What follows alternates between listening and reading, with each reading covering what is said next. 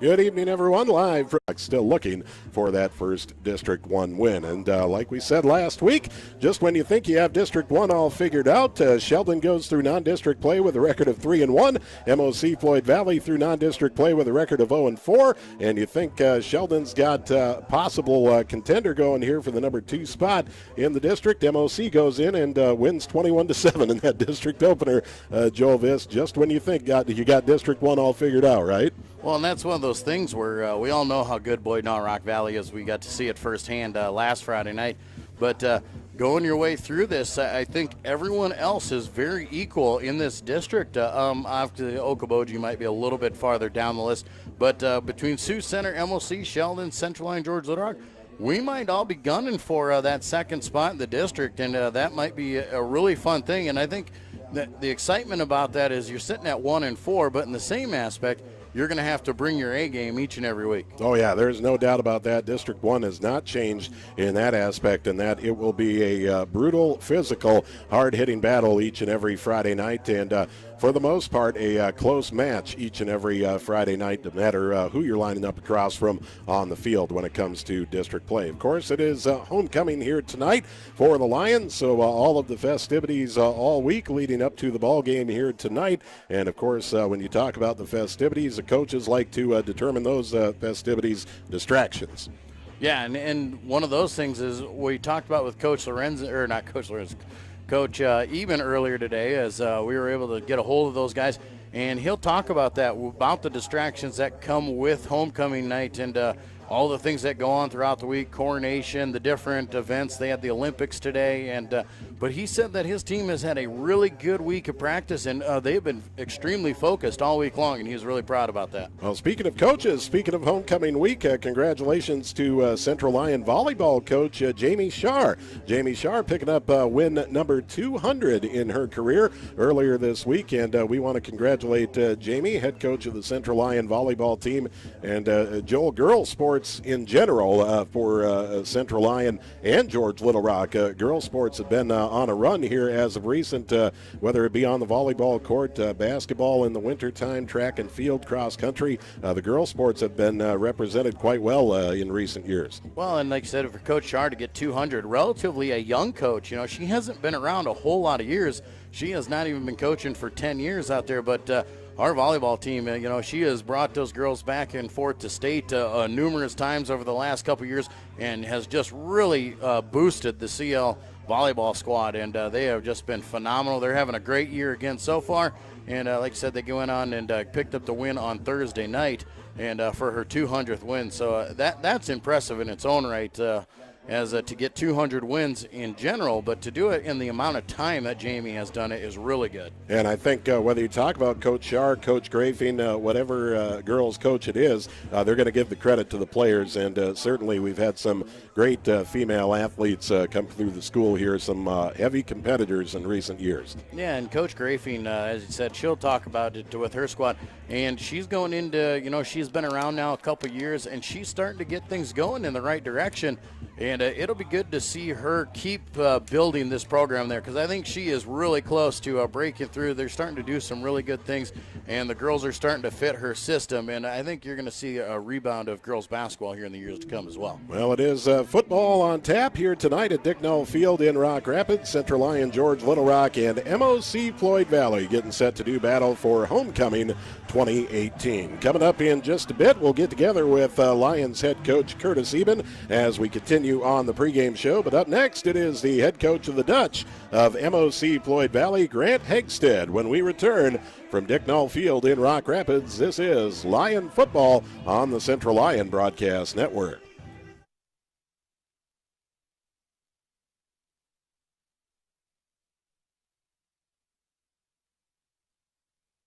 Small town values will never fade. Always finding a familiar face. A long lost friend with a helpful hand. Picking right up where you left off again. It's your hometown bank in your own backyard. With people that you trust.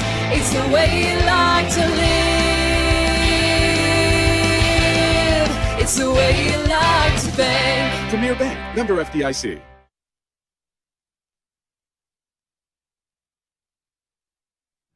but I literally didn't see your text. Pizza Ranch legends. Like The husband who didn't text back about supper. probably near a text dead zone. You've heard of a text dead zone, right? It's only a legend, but just in case, there's all kinds of husband didn't text back about supper flavor at Pizza Ranch. I'm totally getting taco pizza! There's all kinds of that at Pizza Ranch.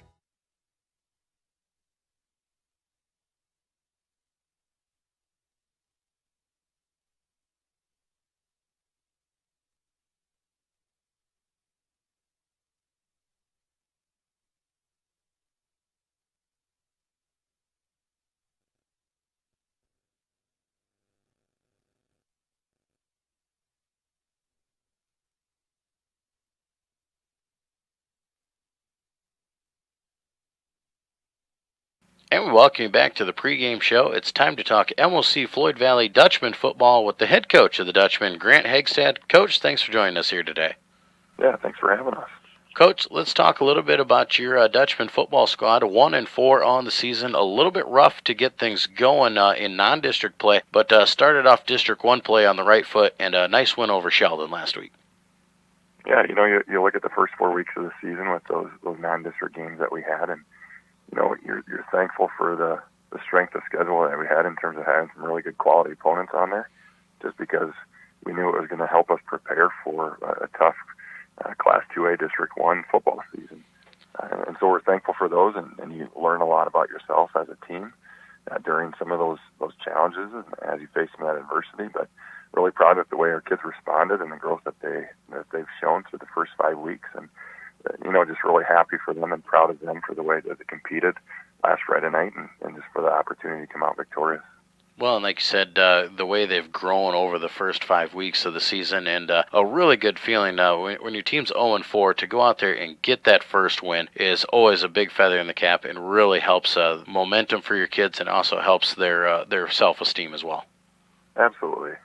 You look at the value of just that, what seems to be a simple, tangible W, and just what that does to the mindsets. Credit goes to our coaching staff and to our kids for not buying into what 0-4 could mean. Because if we really let 0-4 define who we were as a team, it makes it pretty tough to continue competing as we were. But I just really give our staff credit for the way that they kept believing in our kids and living into our kids, and for the way our kids continued to work despite not seeing those successes early on in terms of wins.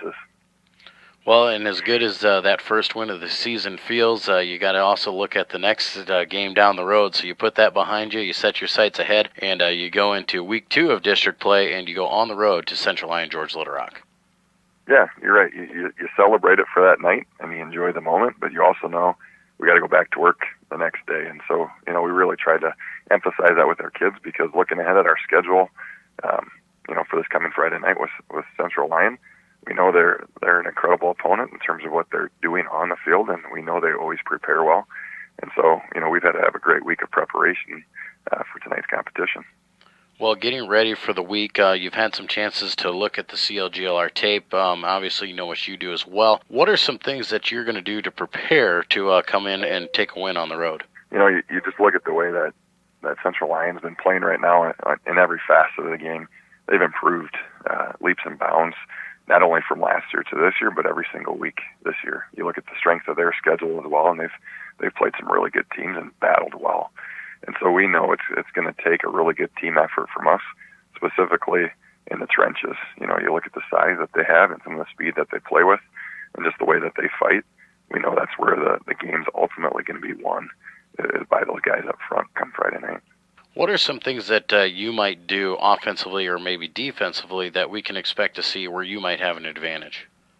Yeah, offensively, one of the strengths of our offense, and really one of the things that we need to do well within our scheme, is we need to be able to establish our run game. And our guys up front have really embraced that, and they own that part of our offensive scheming. And so they've done a good job improving with that steadily each week. We need to have another great week by them up front in terms of our run game. Our backs continue to run hard and battle and fight for extra yards, so we need that from those guys. But from that, then being able to make some plays through our pass game as well. and whether that's play action pass or more of a concept pass game, we need to be able to get some first downs that way. Defensively, we're just going to try to be strong and solid and stout in terms of what we're trying to do, play disciplined defense, limit explosive plays, and get our offense back on the field as fast as we can.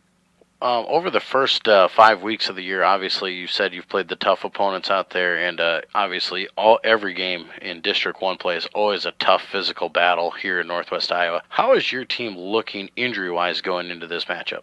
We're thankful in terms of where we've come out after 5 really physical football games.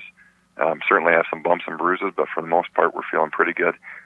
We do have one young man who won't be playing again this week due to concussion a couple weeks ago. But we're thankful he continues to progress through that protocol, and he's getting healthier, and we look forward to having him back. But, guys have done a good job taking care of what they can do in terms of taking care of their bodies well.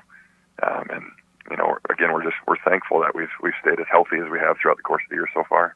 Well, obviously, Friday night, it's going to be cold. There's a chance of the weather playing a factor. There could be a wet, chilly night out there. How do you think that might play a factor in the game? I look at where both teams are at and do things a little bit differently in terms of scheme. Really, the big thing that is a huge factor for both squads, both offensively and defensively, is the line play up front. Central Lyon and us together both rely heavily on the run game. And so, the weather, whatever it may be, I think that's an aspect of the game that whether it's sunny and 75 or cold and snowy and 10 below, that line of scrimmage is going to be really important for both offense to get going. And then from that, again, we've got different ways in terms of which we might try to get the edge or work for some explosive plays, but really establishing the run is going to be really important. And so if the weather is a little bit crummy, how we do that on either side of the ball is going to be really, really important. What do you see as some of the keys to going on the road and picking up a win over CLGLR? You look at the game of football, and regardless of level, there's a couple different things that you can look at in terms of if you take care of these things, then you have better odds of coming out victorious. And we know for us, one of our struggles this year has been ball control. We've coughed up the ball a couple too many times on offense, and we've struggled to get as many takeaways as we'd like. So being able to take care of the football offensively and then be hungry for the football defensively are going to be really important with that takeaway margin. Explosive plays are another one. And so offensively, we're going to look to generate some of those plays that are, 20-plus. Then defensively, we've got to make sure that we make Central Lyon earn every yard on every drive. And those are some things that are pretty measurable. But really, the one thing that we're looking at our kids is make sure we get better than we were last Friday night. And a lot of that comes through our attitude and our effort and fighting every single play and finishing with our very best. Well, Coach, we appreciate you spending some time with us here today, and we wish you the best of luck. Awesome. Appreciate your guys' coverage. That is the head coach of the MOC-Floyd Valley Dutchman, Grant Hegstad. We'll be back with more of the pregame show when we return. Hi, this is Russell Forrest. It's a proven fact that as Americans, we're spending more time at work in order to make a living and less time with what we cherish most, our relationships with God, family, and friends. The staff at DeNoble Austin & Company PC, certified public accountants in Rock Rapids and Laverne, is dedicated to working alongside you to accomplish all your business and personal financial needs. By partnering with DeNoble Austin & Company PC, you can spend more time with family, friends, and at church making the memories that are priceless.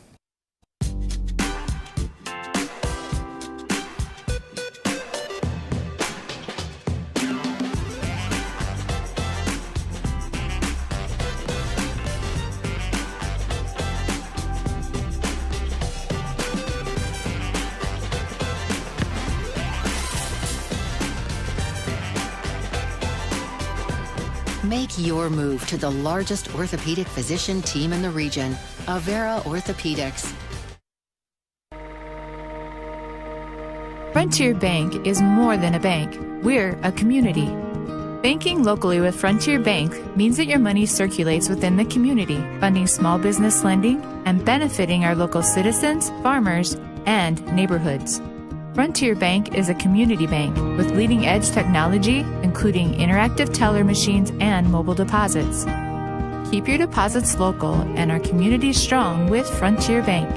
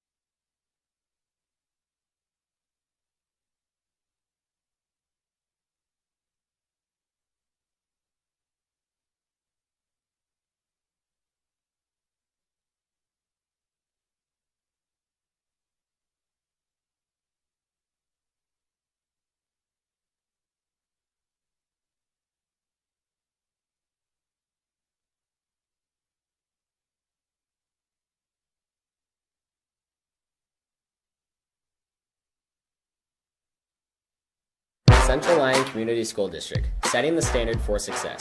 Here at Central Lyon, we have a tradition of excellence and take pride in our quality education.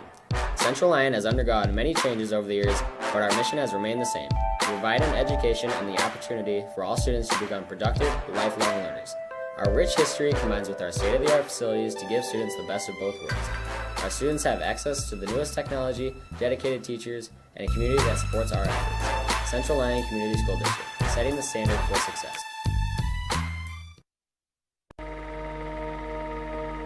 Frontier Bank is more than a bank. We're a community. Banking locally with Frontier Bank means that your money circulates within the community, funding small business lending and benefiting our local citizens, farmers, and neighborhoods. Frontier Bank is a community bank with leading-edge technology, including interactive teller machines and mobile deposits. Keep your deposits local and our community strong with Frontier Bank.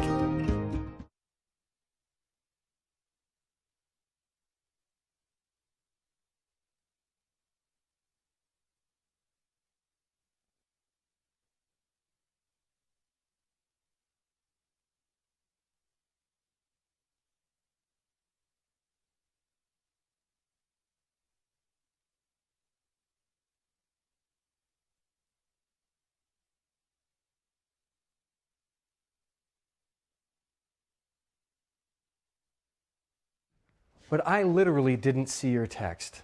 Pizza Ranch legends. Like The husband who didn't text back about supper. probably near a text dead zone. You've heard of a text dead zone, right? It's only a legend, but just in case, there's all kinds of husband didn't text back about supper flavor at Pizza Ranch. I'm totally getting taco pizza! There's all kinds of that at Pizza Ranch. Back at Dicknall Field in Rock Rapids, getting set for the opening kickoff here tonight. A District 1 matchup. Central Lyon, George Little Rock, and MOC-Floyd Valley set to do battle here at District 1 2A football action tonight at Dicknall Field in Rock Rapids. The Lions coming in with a record of 1-4 on the season, 0-1 in district play. Still looking for that first district win here in week 2 of district play. MOC-Floyd Valley at 1-4 overall and 1-0 in district play, winning their district opener over Sheldon last Friday night. Along with Joel Viss, I am Jay Kelly. And Joel, a couple of evenly matched teams here tonight on the field, and I think that's what we'll see for the rest of the season for these last 4 games of the year for the Lions. I think it's going to be even matchups each and every week. Well, even matchups out there, Jay, and at the same aspect, like you said, both 1-4 coming into tonight. And as you heard Coach Eben say in his pregame interview, it's do or die for both these teams. Any kind of a hope of a playoff life is going to come down to winning here tonight. You cannot lose anymore for either one of these teams at 1-4. They definitely got to get themselves going in the right direction. After week 1 of district play, 3 unbeaten teams in district play. Those 3 are Boyden Hull Rock Valley, Sioux Center, and MOC-Floyd Valley. Central Lyon, George Little Rock, Sheldon, and Okoboji all at 0-1 in district play. Elsewhere on the District 1 schedule for tonight, Boyden Hull Rock Valley hosting Okoboji, Sioux Center at home with Sheldon tonight. Well, Jay, as we get things going there, it looks like MOC-Floyd Valley has won the toss. They will defer, and the Lions will receive to start the game. And right now, the Queen and her court delivering the game ball here for homecoming night. All right, Queen Nikki Blumendahl and King Zach Springer. Congratulations to our homecoming royalty for 2018. Nikki and the homecoming court delivering the game ball to midfield. Of course, the flag football teams led the Lions out onto the field. We'll have the Central Lyon Hall of Fame inductees coming up at halftime here tonight. Band performance as well. Good to be back home here at Dicknall Field in Rock Rapids for homecoming. Yeah, and homecoming and that's exactly what it needs to be, Jay. When everybody gets involved, like I said, the flag football kids, they just finished up their season, and they get to lead the Lions out onto the football field. I do believe between the first and second quarter, we recognize the middle school football players as their season's getting close to wrapping up. Like I said, you've got volleyball, cross country. We've got everything, the Hall of Fame, and that's what it's all about, bringing people back here, making sure people come out here to this homecoming football game, and it's a great festivity capped off here tonight. Lions will receive the opening kickoff here tonight. Doing the kicking for MOC-Floyd Valley will be Jose Gonzalez, a 5'10", 160-pound sophomore. Gonzalez getting the ball teed up on the 40-yard line. Carter Krull and Cole Telford back deep to return for the Lions. Lions will be moving from the right to the left in your mind's eye, south to north direction-wise, or right to the left on the video screen in front of you. Gonzalez gets a signal from the official, gives the ball the boot, and we are underway into the hands of Krull at the 10-yard line. Krull is to the 15, 20, 25, 30 on the far sideline, 35, breaks a tackle, crosses the 40, and out to the 43-yard line. And as is the case more often than not with Carter Krull, you're going to get good starting field position. Well, it was a relatively short kick down to the 10, but a great wedge block right up the right side there. He got up the sidelines there, made a few cuts, made a few guys miss, and probably picked himself up an extra 10 yards with that extra effort. First down and 10 for the Lion offense. They will start from their own 43-yard line. Nagel in at quarterback in the shotgun formation. Split receiver to each side. The hand to the motion man. Carter Krull around left end. Cuts it upfield at the 45 to the 50-yard line. Ball comes out after he was down. They will mark him down at the 49, so a pickup of 6 on the play.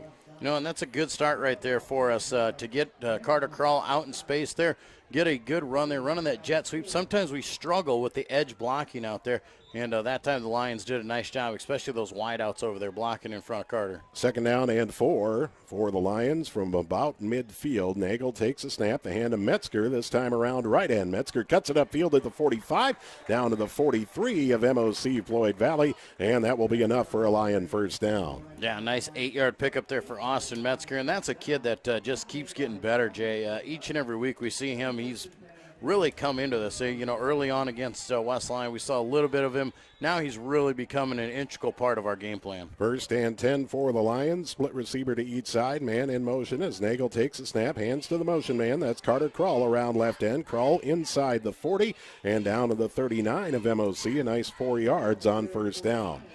Yeah, and just solid plays and not doing anything fancy, just running the same play back and forth, running to the strong side of the field, trying to get MOC-Floyd Valley moving as much as they can. They got some big size, but in the same aspect, they don't swap out a lot of guys. They got 9 guys that play both ways. Second and 6 for the Lions. Nagel on the quarterback keep off left tackle inside the 35, dives forward down to the 31-yard line, and that should be enough for a Lion first down.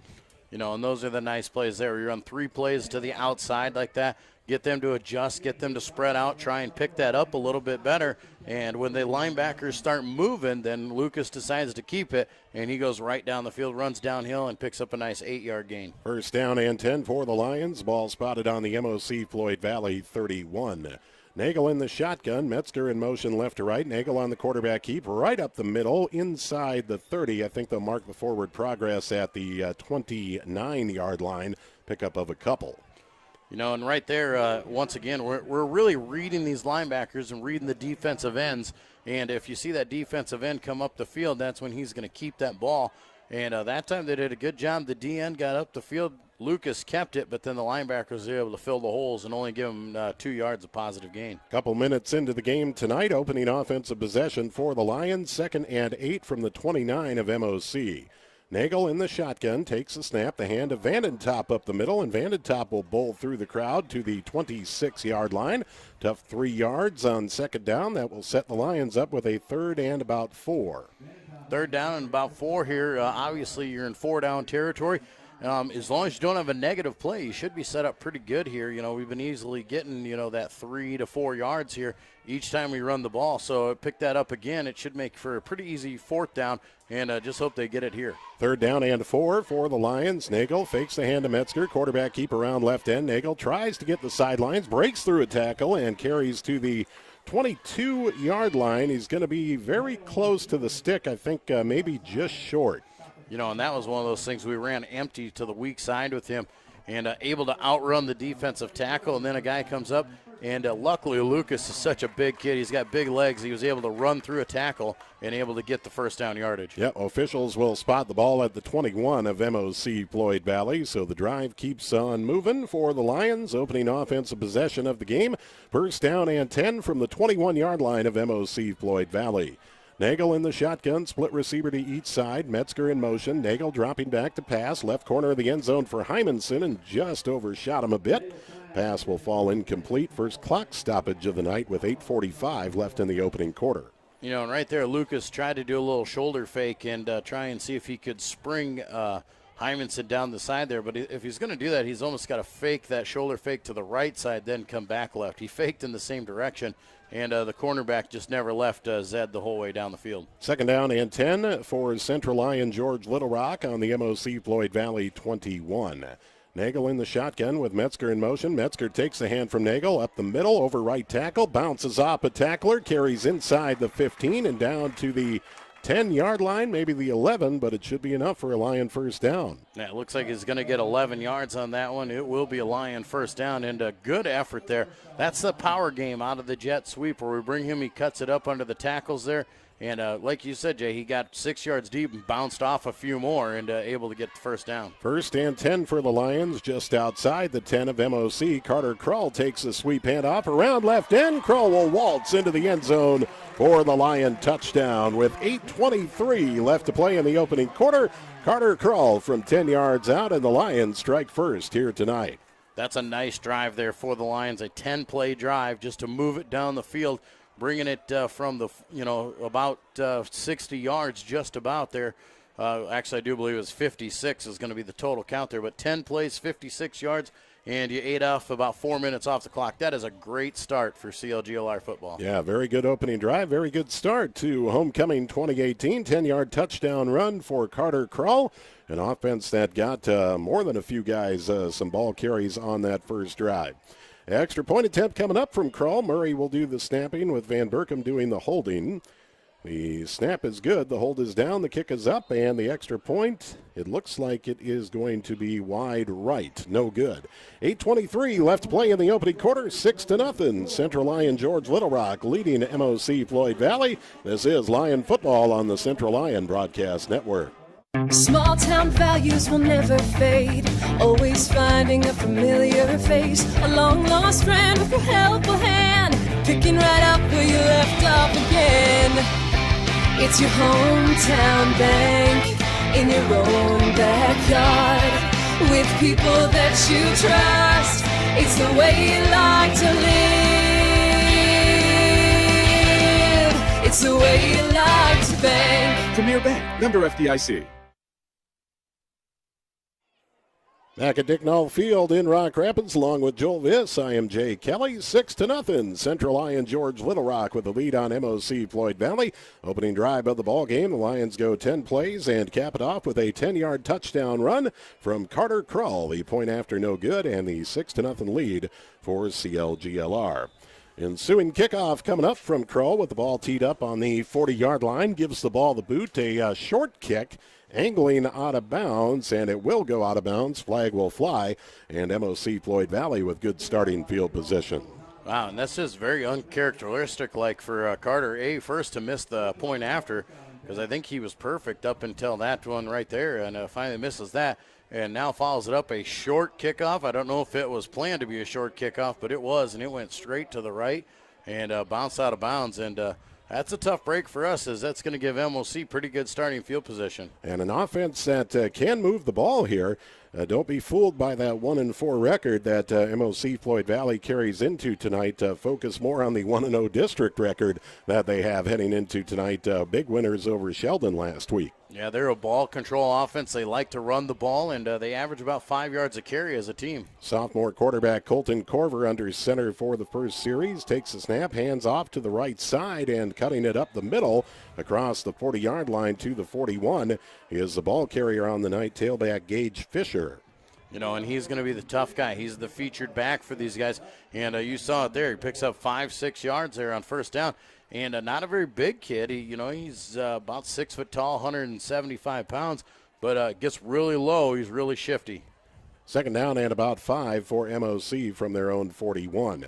Corver under center, takes a snap, dropping back to pass, looking right side of the field, flushed out of the pocket, rolling to the right. Now under more pressure into the hands of Buss. He'll just throw it out of bounds as Buss was about to take him down. And the flag flies for intentional grounding. Yeah, Buss will get credited with the sack there. They had all the arms around him and just trying to get it away. It only went about 5 yards, not across the line of scrimmage, and no wide receiver anywhere in the vicinity. So that'll be a sack and a 5-yard penalty and a loss of down. So a big play for the Lion defense right there as they were able to flush Corver from the pocket. Buss was waiting for him once he got out to the far side of the field, and the Lions take advantage. Now the ball spotted back at the 25 MOC-Floyd Valley, and 3rd and long coming up. Yeah, it ends up going for about a 21-yard loss with the penalty added onto it. So 3rd down and forever for MOC-Floyd Valley. Not what they wanted to start things off. Now 3rd down and about 20 for the Dutch here. The ball spotted on their own 25. They need to get just across the 45 for the 1st down. As the Dutch will line up in the shotgun formation, Corver in the shotgun with Fisher standing to his right. Twin receivers left, make a trips left and a single to the right. Corver dropping back to pass under pressure again, lets one go down the right sideline, and it's incomplete. Overshot the intended target, Noah Fleming. You know, and that was a nice job there, the coverage on that one. Safeties were playing over the top there. We had those guys ready to go, but then we sent a linebacker in going after that one, and that was Meyer. Caleb Meyer went into coverage there out of his linebacker spot, did a great job, ran foot for foot with him, looked back appropriately, and that's a nice job for a guy who doesn't normally play DB. 3 and out for MOC-Floyd Valley. Colton Corver will do the punting from his own 14. Gets the snap. It is a good one, and kicks an angling punt to the left side. Bounces at the 45, inside the 40, the 35, and it will be down by MOC-Floyd Valley at the 34 of Central Lyon George Little Rock. 7:23 left to play in the opening quarter. 6-0 lead for the Lions. Opening offensive possession results in 6. The defense holds MOC-Floyd Valley to a 3 and out on their first go-round. Now the second offensive possession coming up. Chance to do some damage here. Well, and, you want to build on what you did there. We did some pretty basic things in that first drive to move the ball down the field. Now you want to expand on a little bit, show a little bit more, and see if you can be a little more explosive. 1st and 10 for the Lions. The hand goes to Krull. The sweep over left tackle, and Krull is brought down at the 37-yard line. Ball was free, but again, that was after he hit the ground. So they'll mark it at the 38, 3-yard pickup and a 2nd and 7 coming up. Yeah, that's the 3rd time we've seen that. Carter had that happen twice now, and Austin Metzger had that happen. Lions got to shore that up, because one of these times you're not going to get that lucky break where they're going to say you were down. 2nd down and 7. Ball spotted on the Lion 38-yard line. Nagel in the shotgun, takes a snap, a pitch to Metzger around right end. Metzger rolling across the 40 to the 45 and leaps for the 1st down. He's got it out to the 47-yard line. Yeah, that was a great play right there. That's a little wrinkle in that where you fake to Tanner Vanentop going up there, and it was a little shovel pass almost to the inside jet man coming through there, and really hard to find that ball if you can keep it hidden. 1st down and 10 for the Lions. Ball spotted on their own 47-yard line. Nagel in the shotgun, takes a snap, quick pass, right side, and a leaping Skidmore cannot come down with it. He was hit right as the ball hit his hands. Pass will fall incomplete. And the Lions just trying to do some little things, little passes out there, trying to get the flag. I like that. It's an extension of the run. And what they're really trying to get these guys to do is we're really trying to move MOC. We're working them back and forth and trying to wear them down. 2nd down and 10 for the Lions from their own 47. Nagel on the quarterback keeper around right end, tries to find the sidelines and makes it to about the midfield stripe, a pickup of 3. That will set up the Lions with 3rd and 7. Yeah, and we're trying that empty deal there where he's trying to go to the weak side all by himself. And in that case, you really got to get the defense to bite on that. MLC doing a nice job of staying home. And those big hog mollies in the middle there, those are some big dudes playing D-tackle. They're really plugging up the middle. 3rd down and 7 for the Lions from midfield. Nagel takes a snap. The hand to Krull. The sweep around left end, and Krull will be planted at the 49-yard line of MOC-Floyd Valley. A pickup of 1, and now the Lions looking at a 4th and about 6. Corver did a great job of just really messing up that play. He came through and really stretched that play. Wouldn't let Carter cut up the field, made him keep going to the outside, and then he got pushed and just kind of ran out of room, and the Lions now stuck in a 4th down situation. Nagel in the shotgun with 5 wide on 4th and 6, rolling out right side, looks to pass in the flat. Kroll's got the catch at the 41, and he will make his way all the way down to the 30-yard line of MOC-Floyd Valley. They'll say he stepped out at the 33, but more than enough for a Lion first down. You know, and we were actually showing punt right there, and that's the advantage of having Lucas as your punter out there.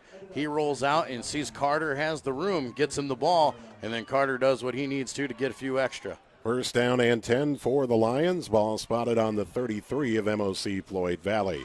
A hand to Kroll right up the middle, breaks it out left side, inside the 30 and down to the 26-yard line. Pickup of 7 on first down for Carter Kroll. You know, and that's a nice job there to get Carter going through the middle. As I said, you got those big D tackles there really clogging up the middle, so we've been having to go to the outside. If we can get that middle running game going, we could be in really good business. Second down and 3 for the Lions. It's a sweep around left end for Kroll. Gets some great blocks, carries down to the 15 before being brought down by a host of Dutch, and the Lions have a fresh set of downs to work with once again. Yeah, another 12-yard pickup there for Carter, and as you said it, Jay, just some good blocking there. Out on the edge there, you've got Metzger out there, you've got Hymanson and Tanner Vandentop doing a great job of blocking. Looks like we do have a flag on the near side of the field. Did not see that, and that's going to be a holding on Central Lion George Little Rock. So that will negate the play with 4:55 left to play in the opening quarter, and the Lions leading 6-0. Well, we said some good blocking out there. Apparently a little too good of blocking out there. Is Zed Hymanson going to get called for the hold? Second down and 9 after the penalty now for the Lions. Ball spotted on the 32 of MOC-Floyd Valley. Nagel in the shotgun, hands to Vandentop up the middle, and the bulldozer just rolls right through the 25 down to the 24-yard line. He'll be close to a first down, maybe just about a yard shy. You know, he exploded there. That was great, man. He got the ball. It didn't take him long to get up to speed. He just started flying down the field, got about a 2 to 3 yard head of steam, put the head down, and just bowled his way through. Third down and 1. Nagel in the shotgun from the 24 of MOC. The hand to Vandentop right up the middle. He's got the first down and then some. Carries inside the 20 down to the 19-yard line of MOC-Floyd Valley. Yeah, nice 5-yard pickup there for Tanner. And, you know, Tanner's our fullback, and just not a traditional fullback like you see. He's that bruiser who's going to get you those 4 to 5 yards. But just because he lines up in that shotgun with Nagel out there makes it a little bit different look for him. On first down and 10, MOC-Floyd Valley going to call their first time out of the night. 4:21 left to play in the opening quarter.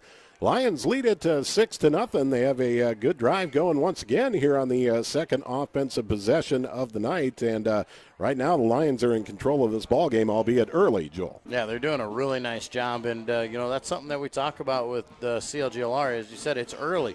And we've been able to play with every team that we've gone up against throughout the season, throughout the first half. We've been there. I mean, obviously not last week, but before that, we could play with any team that we've been up against, and we play really well in the first half. And it'll be interesting to see as if they can continue that momentum and keep rolling. Now, the nice part is, like I said, we play guys both ways. We have 7 different guys that go both ways, where they have 9. So the stamina issue should not be an issue here tonight, and it's a relatively cool night, so you're not dealing with any heat exhaustion as well. Yeah, we'll see what the Lions elect to do here on first down and 10. The ball spotted on the 19-yard line of MOC-Floyd Valley following the Dutch timeout, but chance to get a 2-possession lead early here for the Lions. Nagel in the shotgun, takes a snap, rolling out to the right side, tucks it, tries to push around right end. They'll stretch him out, and no gain on the play. Nicely played by MOC-Floyd Valley defensively. Yeah, they did a really good job, and you could see that Lucas was trying to hide behind Tanner, and Tanner just could not get a block on that linebacker out there, and he just kept pushing and extending the play out there, and the corner comes up, makes a good open field tackle for a loss of 1. Second down and 11 for the Lions from the 20 of MOC. Nagel in the shotgun. The hand goes to Telford around left end, and Telford will be dropped for a loss now back at the 22-yard line. So the Lions go in the wrong direction here on this series. Yeah, definitely right here after that timeout. Whatever MOC talked about, they did a nice job because the last 2 plays, they have really gotten after it on the defensive end. 3rd down and 12. Ball on the 21-yard line of MOC-Floyd Valley. 3:25 left in the opening quarter. Lions lead it 6-0. Nagel in the shotgun, takes a snap, quarterback keep right up the tube, and Nagel will carry to the 16-yard line, a pickup of 5 on the play, and that will leave the Lions with a 4th down and about 6. You know, that was impressive there by MLC because at first our offensive line had a huge hole there, and Lucas just had to be licking his chops running through there to take off on the ball, but they closed on that in a hurry, only giving up 6. Forcing a 4th down. It looks like the field goal unit's coming out. Yeah, Carter Krull with a field goal against Boyden Hull Rock Valley last week. We'll get another shot here. This one from 33 yards, it looks like. Murray to snap, Van Berkham to hold. The snap is good. The hold is down. The kick is up, and the field goal from Carter Krull is through. 2:34 left to play in the opening quarter. A 33-yard boot from Carter Krull, and now a 9-0 lead for Central Lion George Little Rock over MOC-Floyd Valley. This is Lion football on the Central Lion Broadcast Network. But I literally didn't see your text. Pizza Ranch legends. Like The husband who didn't text back about supper. probably near a text dead zone. You've heard of a text dead zone, right? It's only a legend, but just in case, there's all kinds of husband didn't text back about supper flavor at Pizza Ranch. I'm totally getting taco pizza! There's all kinds of that at Pizza Ranch. Back at Dicknall Field in Rock Rapids, along with Joel Viss, I am Jay Kelly. 9-0. Central Lion George Little Rock leading MOC-Floyd Valley, following a 33-yard field goal from Carter Krull. 2:34 left to play in the opening quarter.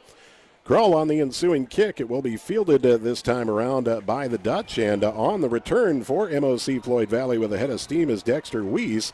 Weiss will carry it back to the 31-yard line where MOC will have good starting field position. Yeah, and that was great for Carter. You know, we saw him struggle a little bit, missed the extra point, then had a bad kickoff a little bit ago. Come on now to your end. We put him out there for a field goal. Nice field goal. I mean, that was just beautiful, right through the uprights, plenty of room. And then comes out and gets a good kickoff to push MOC back a little bit. MOC-Floyd Valley will start 1st down and 10 from their own 32-yard line. As the official timeout here. Looks like everybody's ready to go. Colton Corver, the sophomore quarterback for MOC-Floyd Valley. He'll line up under center with an I-back formation behind him. Corver takes a snap, handed the second man through left side, and that will go to Fisher. He stood up after about a gain of 3, maybe 2, out to the 34. Well, he got smacked right at the line of scrimmage, Jay. And, I mean, we filled the hole perfectly. Parker Netton was there to meet him, and just good running there by that tailback. He just kept the legs pumping and pushing ahead and earned every bit of those 3 yards. 2nd down and 7 for MOC-Floyd Valley from their own 35. Corver under center, split receiver wide to each side. Corver takes a snap, hands to the fullback on the play, and that looks like it is J.J. Oken.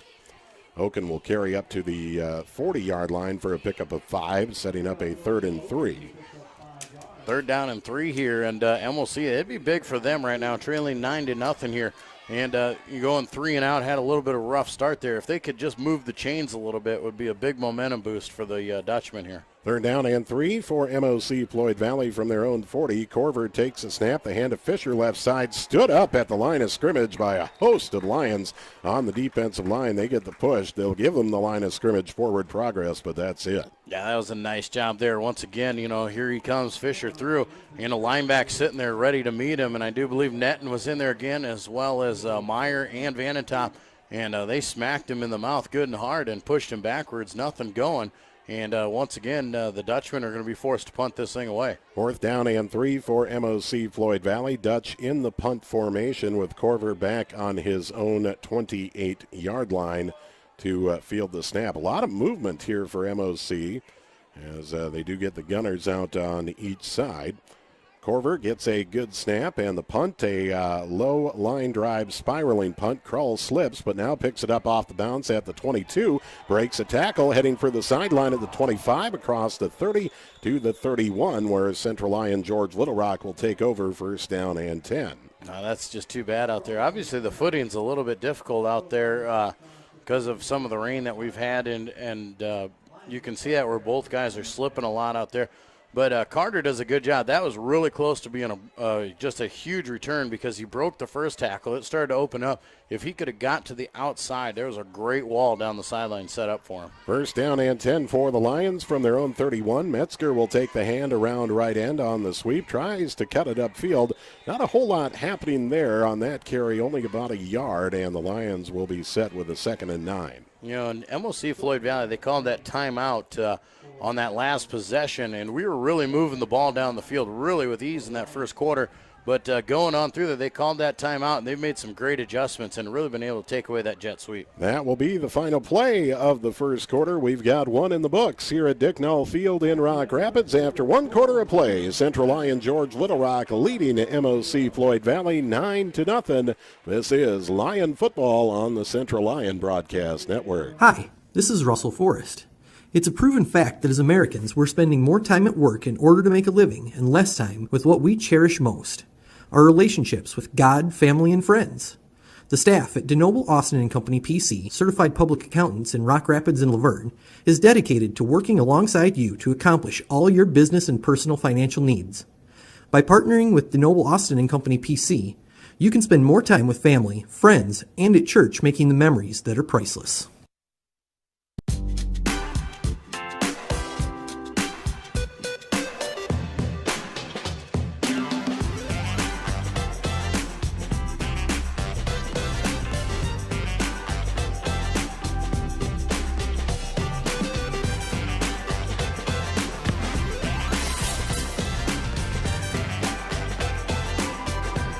Make your move to the largest orthopedic physician team in the region, Avera Orthopedics. Back at Dicknall Field in Rock Rapids, along with Joel Viss, I'm Jay Kelly. 9-0. Central Lyon George Little Rock with the lead after quarter number 1. A 2nd down and 9 for the Lions from their own 31 as we kick off quarter number 2. Nagel with a pass in the flat for Hymanson. Makes the catch at the 45 into MOC territory. And the Lions with a nice pass hook up from Nagel to Hymanson down to the 48. Yeah, nice 20-yard pickup there. And, Jay, it was a good pass to the outside, a nice first down pass, and then Hymanson picks up more yards after the catch, and that's really good for these Lions skill players. They're really good at getting more yards after they get the ball. First down and 10 for the Lions from the Dutch 48-yard line. Nagel on the quarterback, keep up the middle across the 45 to the 42, and a nice 6-yard pickup on first down. Yeah, Nagel just running power downhill, and this is where we're going to try and take advantage as you can see they adjusted, and they don't have those big guys in the defensive tackle spots anymore, Jay. They made some adjustments there and moved a few guys around. Now we're going to try and see if we can't run it up the middle with some power. 2nd and 4 for the Lions. Austin Metzger up the middle, breaks it out right side and finds the 40-yard line. A tough 2 yards for Metzger on the carry. And the Lions looking at a 3rd down and about 2. Yeah, Austin Metzger, he just runs hard, man, all the time. And he just comes in there, he hits the hole there. There was nothing doing for him. He just bounces off of it, bounces to the outside, and still manages to get positive yards out of it. 10:50 left to play in the opening quarter. 9-0. Lions lead it and looking for more. 3rd and 2 from the MOC 40. The hand goes to Trey Murray up the middle, who leaps over the line of scrimmage. He'll have the first down. Carries to the 37-yard line of MOC-Floyd Valley.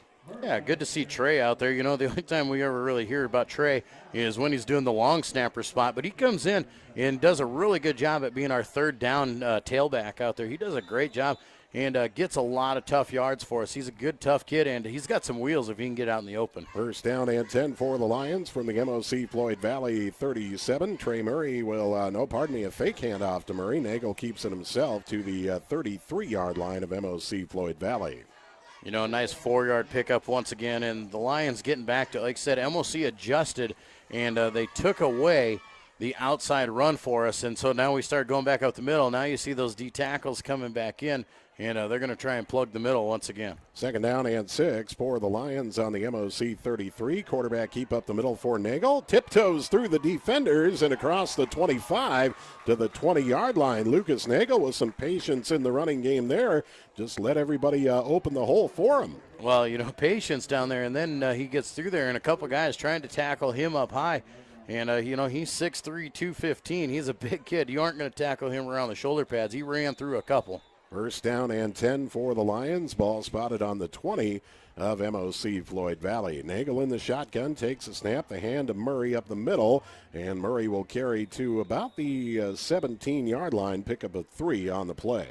The nice part about putting Trey in the game as well in this spot, letting him go in and play that tailback spot, that puts Tanner Vanentop on the sidelines.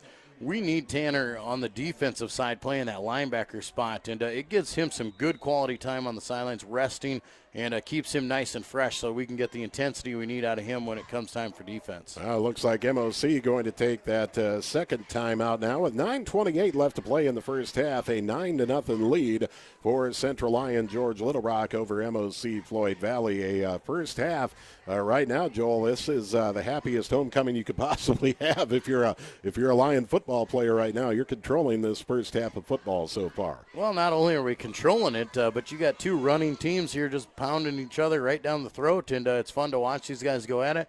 This clock is really moving. I mean, we're at 9:28 in the second quarter, and that's definitely a bonus to the fans. A little bit chilly out here tonight for homecoming, and they'd appreciate a quick moving game as well. Yeah, I tell you, the Central Lyon George Little Rock cheerleaders wearing the skirts here tonight. They're probably the MVPs of the night so far with the bare legs. It's a cold night out there. Of course, the wind has decided to help us. The wind is non-existent tonight. Well, I talked to Jarrett Meyer earlier today when I ran into him in school, and I asked him if he was going to wear tights out there tonight. And he looked me dead in the eye, and he says, only skill players wear tights, Joel. That's right. So even the cheerleaders are braving it for us. Yeah, there you go. Second down and 7 for the Lions following the MOC timeout.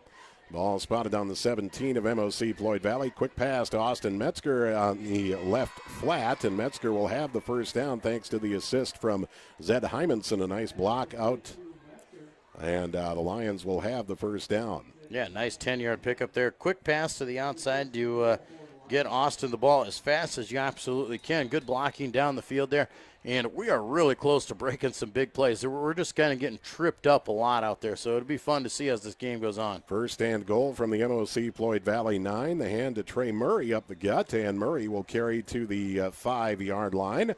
And the Lions moving the ball forward, looking for more on the scoreboard. Yeah, nice little counter play right there. You fake the jet sweep, you come back reverse side with Trey. He just puts the head down, powers ahead for a nice 4-yard pickup there, and second down and goal at the 5-yard line. Nagel in the shotgun, twin receivers to each side. The hand to Murray up the middle. He is caved in upon by the Dutch defense after a pickup of 1 to the 4-yard line. So now third and goal from the MOC-Floyd Valley 4. Well, it looks like they're bringing in the big package. The heavy package is coming in. You're going to probably see some power eyes. You see Matt Hansman come in. We're going to bring the tight end, Parker Netton, over there. And then you have Kalen Meyer coming in to be the power back. Power eye formation. Nagel under center. He'll take the snap, hand to the second man through. And that was, well, I didn't even see who the ball carrier was, but got to the 2-yard line, I believe.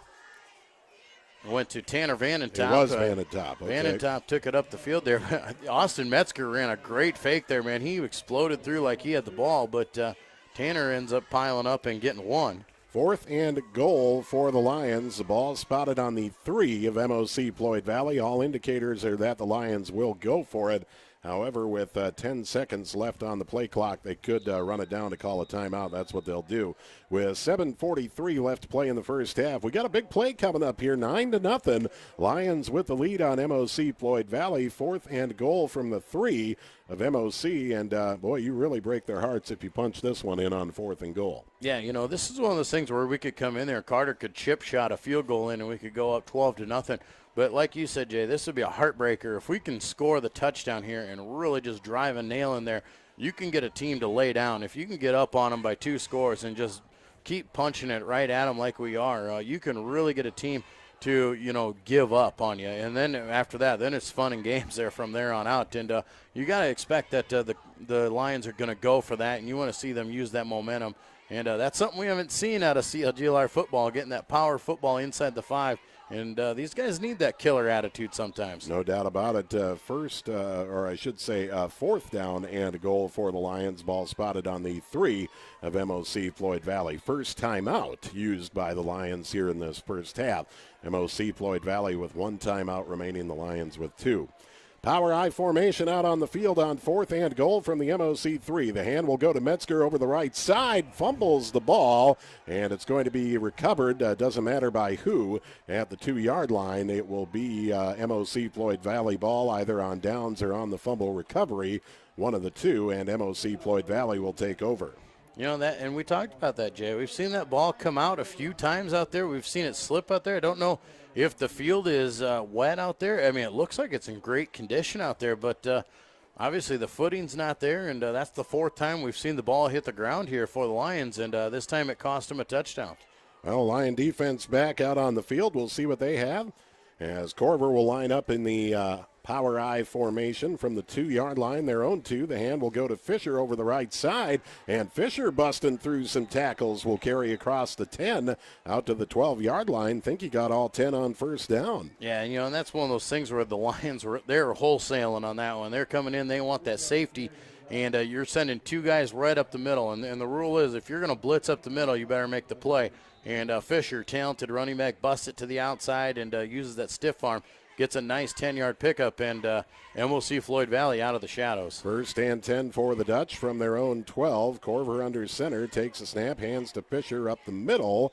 Not a whole lot happening there. The Lions in control of the pile. They will give him the 14-yard line for a gain of 1.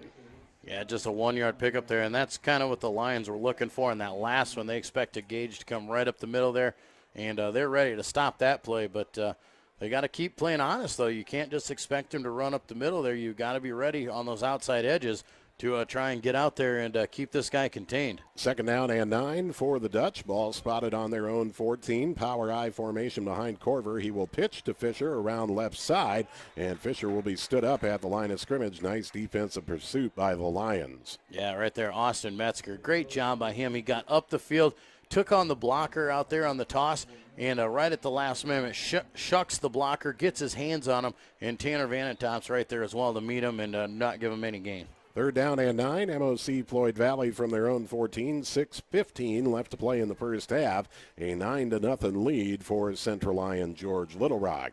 As MOC-Floyd Valley looks to the wristbands for the play call from the sideline.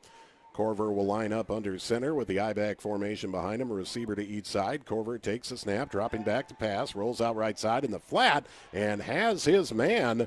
Boy, I tell you what, Carter Krull couldn't have been any more perfect on the coverage, but the catch is reeled in by Josiah Jansen. Yeah, you know, and that's a kid. We saw him in practice or in warm-ups, Jay. We said this guy's got some size to him. He's got some abilities out there, and Carter Krull is right there. He's right on his hip there. He comes around, takes a swipe at the ball, but great concentration, and Jansen makes the catch right at the first down marker, and a fresh set of downs here for the Dutchman. 1st and 10 for MOC-Floyd Valley with the ball spotted on their own 24.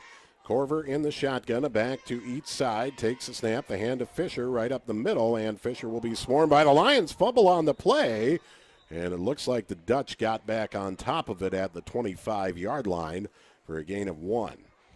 Yeah, right there, the ball came out there. Fisher, the ball bounced down, but I think he was getting tackled and able to fall right on top of it. So a good break there, but that ball is awfully slippery out there tonight, and that could really be a game changer for either one of these teams if we can't keep ball control and keep our hands on it. 2nd down and 9 for MOC-Floyd Valley. Ball on their own 25, I-back formation behind Corver as he'll take the snap, roll out left side, looking to run with it, and Tanner Vanentop tracks him down from behind. The quarterback sack for the big guy back at the 20-yard line. Wow, that was just great pursuit right there. That's a delayed blitz there on Tanner's spot, and he's just flowing, watching with the play, and he sees the quarterback rolling out on that, and all of a sudden he finds his gap and just explodes through there. And Corver never even saw him coming. 3rd down and about 15 for MOC with the ball on their own 20-yard line. 4:29 left in the first half. Clock is on the move. The Lions lead it 9-0. Corver in the shotgun. Twin receivers to the left. A single split out to the right. Up back standing to his left as Korver calls it out, dropping straight back to pass, setting up the screen over the middle for Fisher. Over a shot him, Parker Netton, and looked like Kalen Meyer had it red for the Lions, so probably wasn't going to be successful had it been completed anyway. No, absolutely not. I mean, the screen pass was set up. The Lions had that read perfectly. Like I said, Parker Netton was all over that, and ball was overthrown over the tailback's head, but even if he would have caught that, Parker already had him wrapped up. 4th down and 15, and the punt team will come back in for MOC-Floyd Valley as an official has got a timeout here. One of the linemen got to get the chin strap buckled up. Boy, they seem to come unbuckled a lot easier nowadays, don't they? We used to never buckle them. Well, that's true. Korver back on his own 9, gets a good snap, gets off a high spiraling punt. Krull will field it at the 41 of CLGLR and to the 49 of Central Lyon George Little Rock. And that's where the Lions will take over. 1st down and 10 near midfield with 4:02 left to play in the first half and a 9-0 lead looking to add to it before the half. Well, and that's one of those things, too. When you go for it on 4th down inside your 5-yard line, even though you don't get it, the defense comes out. They play well. They play strong and able to give the offense back the ball with great starting field position. And like I said, with 4 minutes to go, plenty of time to put one back on before the end of the half. 1st down and 10. Nagel in the shotgun, takes a snap. Quick pass, left side, Cole Telford, and up the field we go. Cole Telford southbound and down across the 35, out to the 31-yard line. And a nice pickup for the Lions on the play. Yeah, 20-yard pickup there. Cole Telford, just a quick little pass, and you just saw the speed out of Cole Telford on that one, man. He just was flying down the field. And when you're moving that fast, even when you make contact, you watch him just bounce off and keep going at no loss of speed. 1st down and 10. Van and top, the reverse to Hymanson. Hymanson coming around the near field across the 30 to the 27-yard line. Little trickeration by the Lions and a 4-yard pickup on the carry. You know, and that's fun to see that out there as, you know, you're moving the ball well. Your guys are playing well. The offensive linemen are doing a fantastic job. And you get to throw in a reverse out there, and those are fun plays. You're seeing the seniors out there, and Zed Hymanson getting a carry. 2nd down and about 6 for the Lions. Ball spotted on the 27 of MOC-Floyd Valley.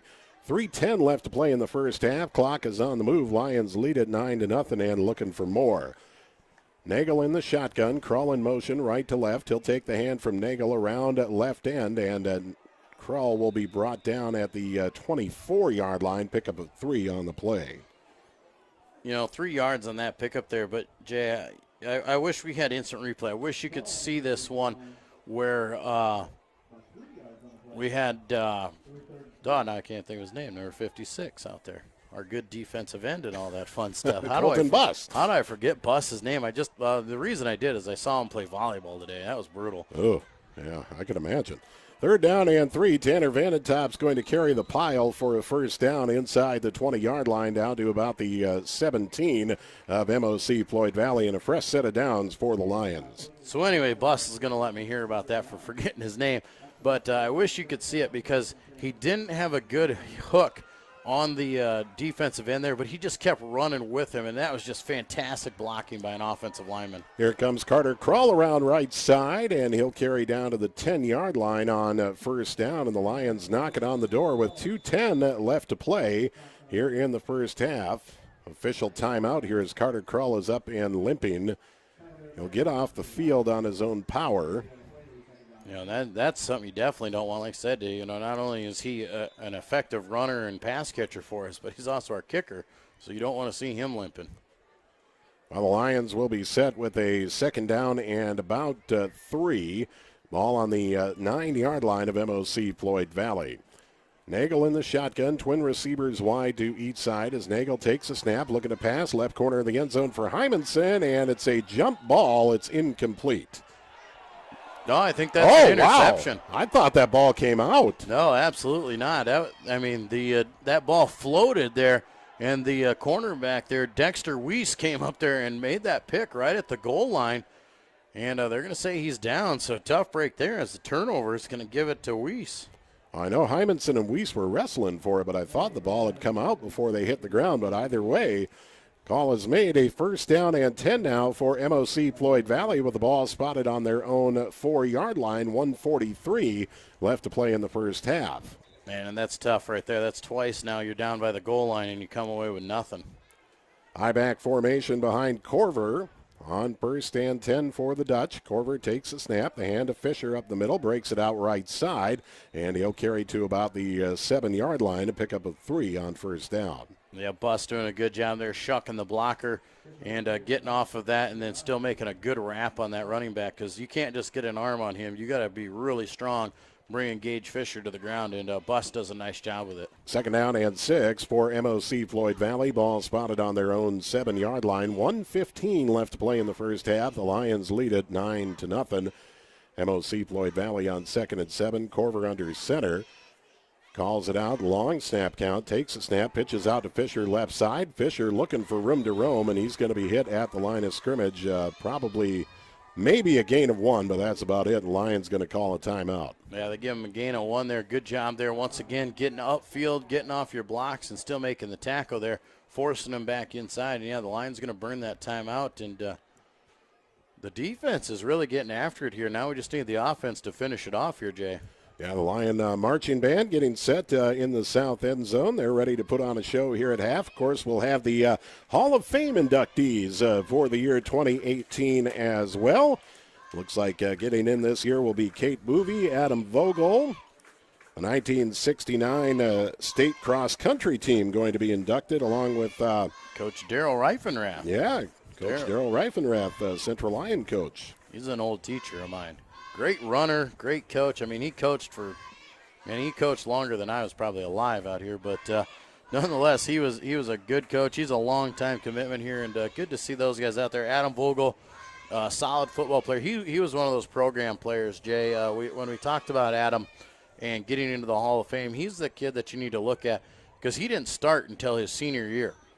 You know, he was a kid, he was a role player and all that. Finally, in the senior year, he got in onto the football field, became an all-state cornerback for us, and went on and played in the Shrine Bowl. And that's exactly what you want to see out of a high school football player, getting on the field for his final year and making the most of it. Third down and 6 for MOC-Floyd Valley. Had a false start on the left end for MOC, and the officials will mark them back. Ball spotted on their own 7-yard line. You know, we talk about Kate Boovy on there as well, and she was just a few years below me, and, man, it seemed like every time she was in any sport, she was all conference, all district. She was a state participant. She was all state this and all state that. And obviously her brother Adam, you know, that Boovy lineage was just all sorts of talent there, and Kate was nonetheless. Third down and 10 for MOC, and Fisher will carry to about the 7-yard line following the penalty. Now the Lions will burn that last time out as a 4th down coming up for MOC deep in their own territory on their own 7-yard line with 53 seconds left in the first half. The Lions will see if they put a little pressure on this punt coming up here. Yeah, I hope so, and I hope they get after it there. And if nothing else, you know, we should get good field position again, and we should be able to at least take a few shots at the end zone before the half. But credit MOC-Floyd Valley making us use those timeouts and not going to give us any other chances that we can get. Well, kids looking to specialize in one sport, I've got some knowledge for you right here. The Central Lion Individual Hall of Fame inductees: Kate Boovy, volleyball for 4 years, basketball 4 years, softball for a year, and band for 4 years as well. Adam Vogel, 4 years of football, 4 years of basketball, 4 years of track, and 4 years of baseball. Multi-sport athletes, that's what they love at the high school level. You bet. It makes you competitive every time, all year long. You're staying in shape. You're always staying active throughout the entire year. And, you know, that competitiveness is hard to get rid of. So we do encourage kids. Make sure you go out at every sport, especially at a school our size. We need each and every kid on the sidelines of every sport they can. Punt coming up from Corver from his own end zone. A high end-over-end punt. Telford will take it off the hop at the 42 of MOC-Floyd Valley. Just brought down by the jersey at the 40-yard line. Boy, I tell you what, they just had a hand of that jersey, and that was all it took to get him down. But the 41 is where it will be spotted. 43 seconds left to play in the first half. Lions with no timeouts, but they have a chance to take a couple shots here. Yeah, absolutely. You know, we've got the speed, we've got the agility. We can get the ball down the field in a hurry if we need to. 43 seconds left in the first half. Lions lead it 9-0, looking for more. 1st and 10 on the 41 of MOC-Floyd Valley. Nagel in the shotgun. Calls it out, takes a snap, dropping back to pass, looking over the middle of the field, and the catch is made at the 39-yard line, but then dropped by Austin Metzger. Pass is incomplete. Probably would have been brought down in bounds, so the drop to stop the clock, probably a good thing there. Yeah, absolutely a good thing, to get the clock stopped at 36 seconds. Lions are going to have to go a little bit deeper on this one. MOC playing pretty sound defense after those first couple minutes of the first quarter. Nagel in the shotgun.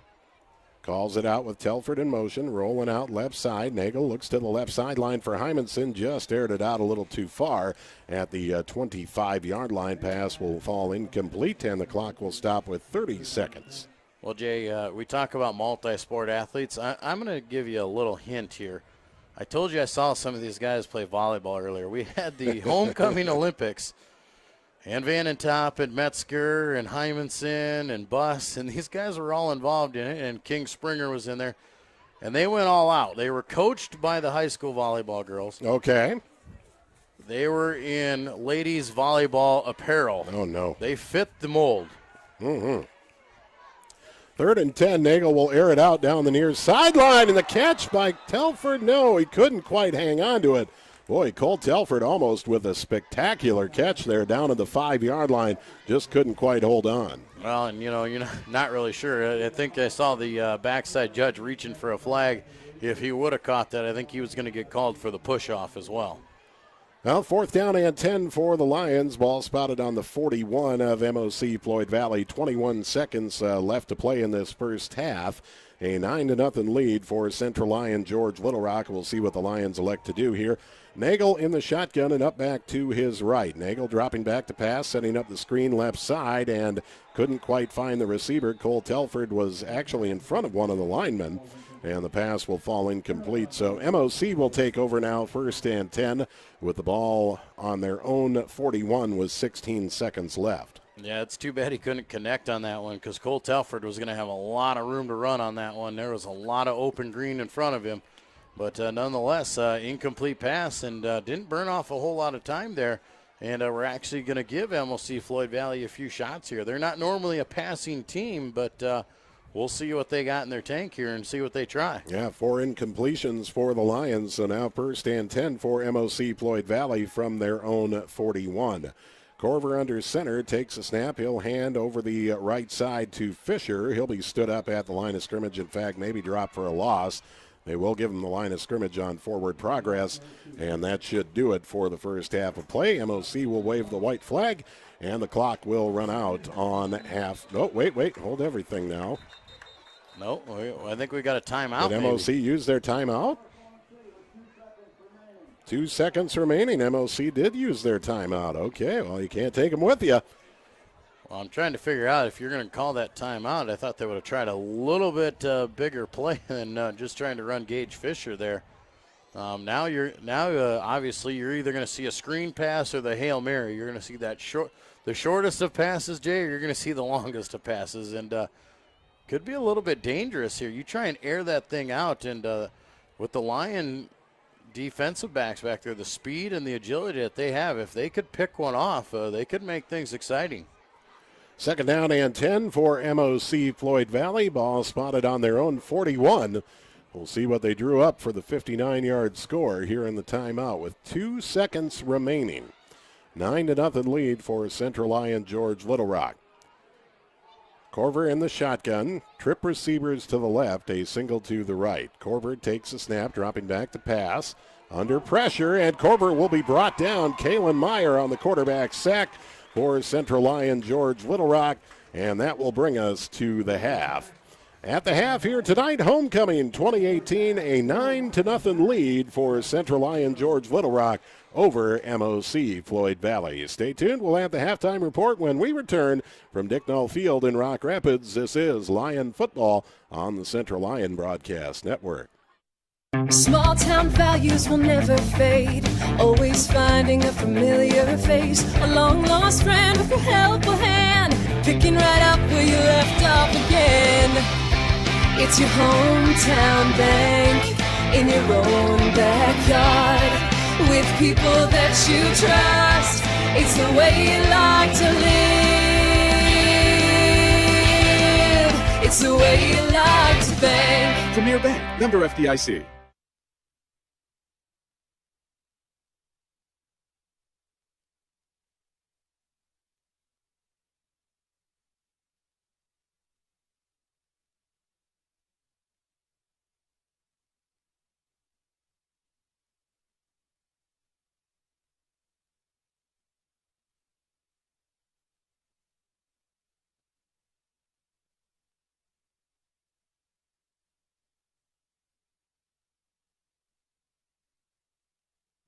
But I literally didn't see your text. Pizza Ranch legends. Like The husband who didn't text back about supper. probably near a text dead zone. You've heard of a text dead zone, right? It's only a legend, but just in case, there's all kinds of husband didn't text back about supper flavor at Pizza Ranch. I'm totally getting taco pizza! There's all kinds of that at Pizza Ranch. Hi, this is Russell Forrest. It's a proven fact that as Americans, we're spending more time at work in order to make a living and less time with what we cherish most, our relationships with God, family, and friends. The staff at DeNoble Austin & Company PC, certified public accountants in Rock Rapids and Laverne, is dedicated to working alongside you to accomplish all your business and personal financial needs. By partnering with DeNoble Austin & Company PC, you can spend more time with family, friends, and at church making the memories that are priceless.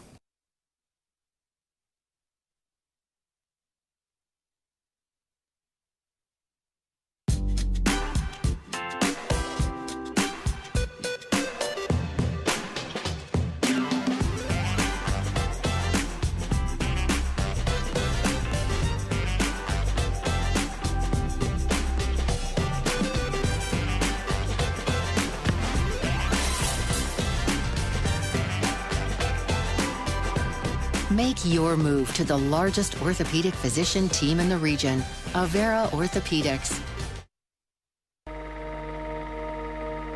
Frontier Bank is more than a bank. We're a community. Banking locally with Frontier Bank means that your money circulates within the community, funding small business lending and benefiting our local citizens, farmers, and neighborhoods. Frontier Bank is a community bank with leading-edge technology, including interactive teller machines and mobile deposits. Keep your deposits local and our community strong with Frontier Bank. Back at Dicknall Field in Rock Rapids, along with Joel Viss, I am Jay Kelly. We are at the half here tonight. 9-0 the lead for Central Lyon George Little Rock over MOC-Floyd Valley. A quick start to the ball game for the Lions here tonight as Carter Krull scoring on a 10-yard touchdown run on the opening drive of the night with 8:23 left to play in the opening quarter. The point after no good, and the Lions led it 6-0. Later on in the first quarter, Carter Krull would add a 33-yard field goal to the mix. A 9-0 lead for Central Lyon George Little Rock. All 9 points coming in the first quarter, and missed opportunities for the Lions in that first half. A first half that they controlled.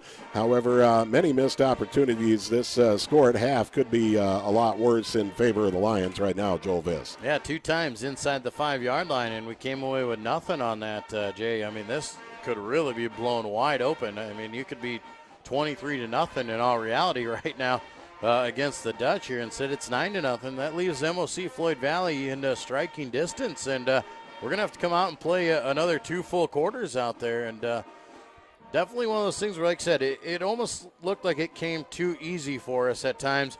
And then we tried to get a little bit too fancy with the ball. We tried to do some fun things out there, which is good and all. But in the end game, if you're going to get cute, you're going to get fun with it, you still got to get the job done. Well, definitely something for the coaching staff to harp on at halftime, and you can bet they're doing that right now.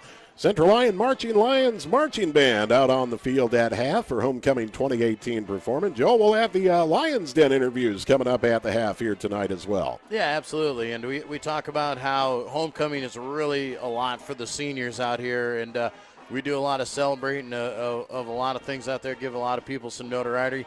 And coming up at the half, got a couple guys who we don't hear a lot of, but it's good to see their faces out there. Tyler Vandenhover is going to come out there. He's one of those guys that comes off the sidelines, plays some wide out for us, plays that wing back position. And Matt Hansman, Polar Bear, the guy they call Polar Bear. And when you see his video, you'll understand why we call him Polar Bear. But he's one of those guys that Coach Postma absolutely loves. He's that offensive lineman who knows his role, and he fits into his role just awesome and has a fantastic attitude. And it's good to hear from these guys because you don't get to see them on the field as much as we would hope to. But hopefully tonight we get to see a little bit more of them after we talk to them at the half. Well, we'll have those Lions Den interviews coming up when we return at the half here tonight at Dicknall Field in Rock Rapids. A 9-0 lead for Central Lyon George Little Rock over MOC-Floyd Valley. More coming up on the halftime report. This is Lion football on the Central Lyon Broadcast Network. Central Lyon Community School District, setting the standard for success. Here at Central Lyon, we have a tradition of excellence and take pride in our quality education. Central Lyon has undergone many changes over the years, but our mission has remained the same: to provide an education and the opportunity for all students to become productive, lifelong learners. Our rich history combines with our state-of-the-art facilities to give students the best of both worlds. Our students have access to the newest technology, dedicated teachers, and a community that supports our efforts. Central Lyon Community School District, setting the standard for success. Eddie, welcome you to the half. It's another time to go inside the Lions Den here where we get to know our Central Lyon George Little Rock football seniors. And this time we're being joined by Tyler Vandenhover. Tyler, thanks for joining us.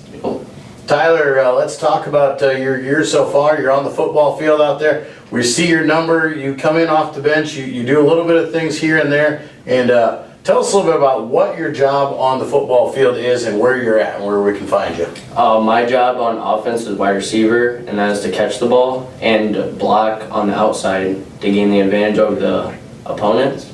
And on defense, it is DB, so that's stopping the ball from being caught by the opponents and tackling when they come to the outside. So do you get to do any running out of the wide receiver spot as well? Do you get into that A-back at all? No, it's mostly just X and Z, which is the farthest guy all to right. the outside. That's good to know out there. Well, let's talk about that. As a wide receiver, you're on the outside, so you're not a runner, you're a pass catcher out there, and you're a blocker. And then defensively, defensive back. Tell us maybe some of the goals you have going into this year. Well, as a wide receiver, we want to catch every ball that goes to us, and hard route running is essential for a good wide receiver because you want to fake it to the outside and then go inside. That usually shakes the DBs and get a catch. And obviously, if you could catch a few touchdowns, that would actually be a bonus. That would be great. So offensively, defensively, what do you like better? I prefer the offense part of it because I like running routes and catching the ball and scoring touchdowns. All right, well, let's take you off the football field. We'll bring you into the classroom. You're a senior here at Central Lyon this year, and tell us a little bit about the class load that you're carrying in your final year. Right now I'm doing anatomy. That's a very fun class, and like economics, stuff to get you ready for the future. And I got a lifting class, which is very important for sports. Well, it sounds like some tougher classes out there, and as you said, some stuff setting you up for the future. What about the future for you, Tyler? What are you thinking about doing next year? Next year, I'm still undecisive on a 2-year or 4-year college, but I'm not sure. Any idea on what you might like to major in? For me, it's either game design or some in the medical field. Still on the edge with those. Wow, so that's pretty lofty goals out there. Well, we obviously know your class schedule, we know you're a football player, and we see out there, what are some other things that you're involved in around the community? For other sports, it's wrestling, and I'm still undecisive on track this year, but those are the other things we're doing besides football. And you work during the summer and all that stuff? Yep. All right, well, let's talk about you being a senior out here, and you've been through it all. You've seen the 4 years. You've gone through the program. What is some advice you can give the younger kids that are starting the program, and what can help them be successful here? I would say just do whatever you're passionate about. Just listen to your coaches, listen to your teachers, because they know what's best for you, and just try everything because you don't know if you're going to like it or not. Well, and as that senior in the 4 years that you've put in here, What is maybe your favorite memory of being on this team, or what is your favorite part of being part of Lion football? I'd say the favorite part is just like, cheering on with my friends in the football program and just the overall like intensity that has to bring.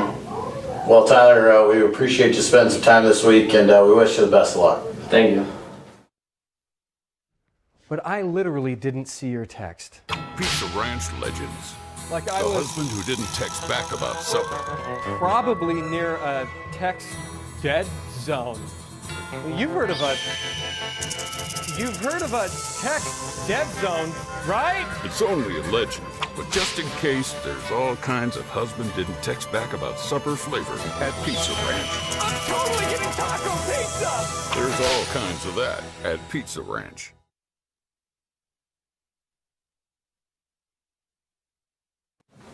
And we welcome you back to the half. It's time for another edition of the Lions Den, where we get to know our Central Lyon George Little Rock Lions seniors here and get to know them a little bit better. Today we're being joined by Matt Hansman, Polar Bear. Welcome to the show. Yeah, thanks. Polar Bear, let's talk about you on the football field. We see you out there a lot. You're a hard guy to miss out there, but tell us a little bit about where we can find you and what your jobs are. Well, my job as offensive tackle is to block and not let the quarterback get hit and stuff like that.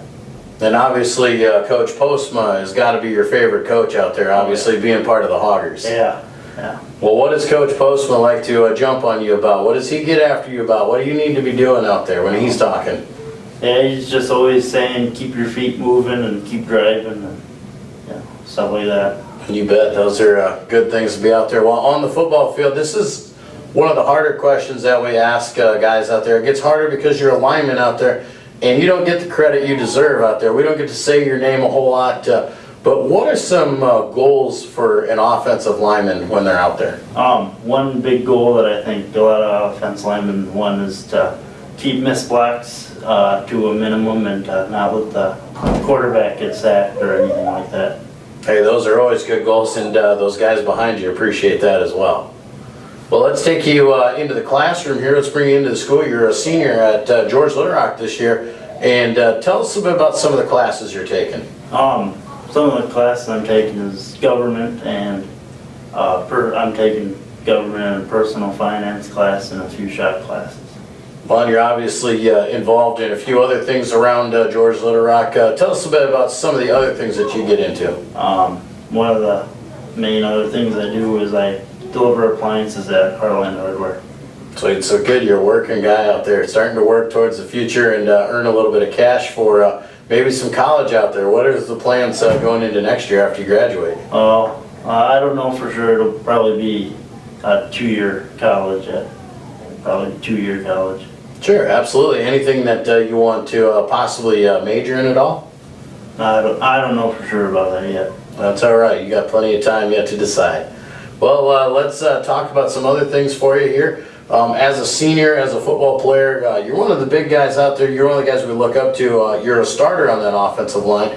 And let's talk about what can some of these smaller linemen coming up for? What is something that they need to really work on to be a successful lineman finds? Just work hard and listen to your coaches. That's the main thing you have to do. And, sometimes we talk about younger linemen where they haven't played the line a whole lot when they're younger, and some things that they need to work on.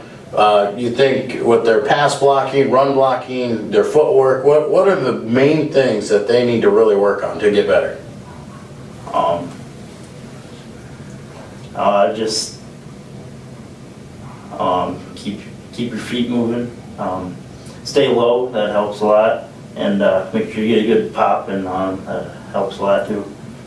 Absolutely. And as a 4-year guy, and you've been around the system, you've seen a lot of things, and you've gone through a lot of it here. What is possibly a favorite memory that you have, or possibly what is your favorite part about being a part of the CLGLR team? A good part of it is just you show up to practice and games every day and just have a lot of fun. That's the best part about it. Well, Polar Bear, we appreciate you taking some time with us this week. We wish you the best of luck in the future. All right, thank you.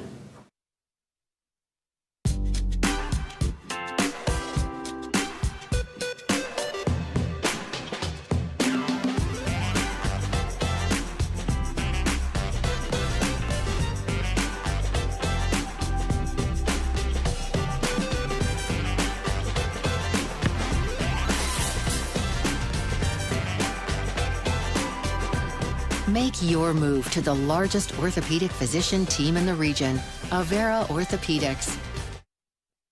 Hi, this is Russell Forrest. It's a proven fact that as Americans, we're spending more time at work in order to make a living and less time with what we cherish most, our relationships with God, family, and friends. The staff at DeNoble Austin & Company PC, certified public accountants in Rock Rapids and Laverne, is dedicated to working alongside you to accomplish all your business and personal financial needs. By partnering with DeNoble Austin & Company PC, you can spend more time with family, friends, and at church making the memories that are priceless. Small town values will never fade. Always finding a familiar face. A long lost friend with a helpful hand. Picking right up where you left off again. It's your hometown bank. In your own backyard. With people that you trust. It's the way you like to live. It's the way you like to bank. Premier Bank, member FDIC.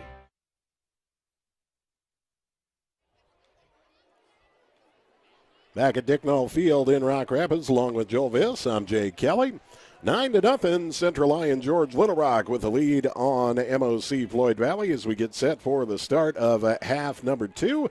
And the Lions, a first half which they largely controlled. They had some missed opportunities there in the first half. Lions will be kicking the ball to start off half number 2. Joel, a chance for the defense to set the tone for the second half right out the gate here. Well, in the defense, they've been the strong suit so far here. Actually, we've been strong on both sides of the ball, but the defense has really stood out. And they've held MOC-Floyd Valley to just 16 total yards on the offense so far in that first half of play. So, I mean, they were all over the place. And obviously some sacks in there really limited those yards. But only giving up 1 of 3 passing for MOC-Floyd Valley for just 9 yards.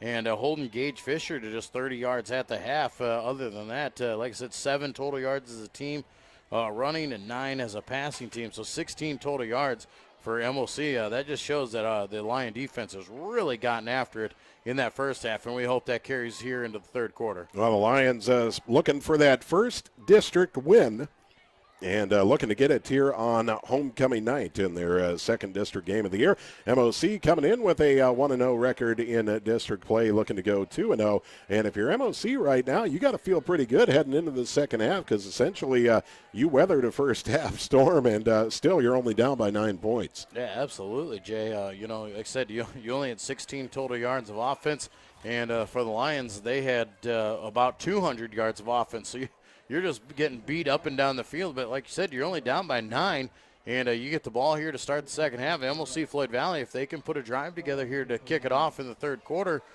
they could definitely make some noise here and make things interesting. Kick coming from Carter Krull. It's a high end-over-end kick, and Fisher will take it at his own 9 to the 15 to the 20 up the middle of the field across the 25 to the 28-yard line where MOC-Floyd Valley will take over. First and 10, opening possession of the second half. Well, Jay, this will be interesting for CLGLR. The Lions have really struggled in the third quarter throughout the early part of this season. We've done really well in the first half like we've discussed, but the third quarter is where we struggled. Even in that game we won against Western Christian, we did not play as well as we wanted to in the third quarter. So this is a great way to change the momentum here and start off the second half right. MOC will come out in the shotgun formation. Corver dropping back on a screen pass up the middle right to start. Pass was intended for Fisher, incomplete as Tanner Vandentop was right there on the coverage. Wow, they tried to go right back to that screen pass there, and every time they're doing that, our linebackers are all over it. Parker Nettino was earlier. This time Tanner Vandentop. Even if they catch that ball, they're not going anywhere, as Tanner was just in there immediately, and Fisher just had nothing to do. Second down and 10, MOC-Floyd Valley with the ball spotted on their own 28.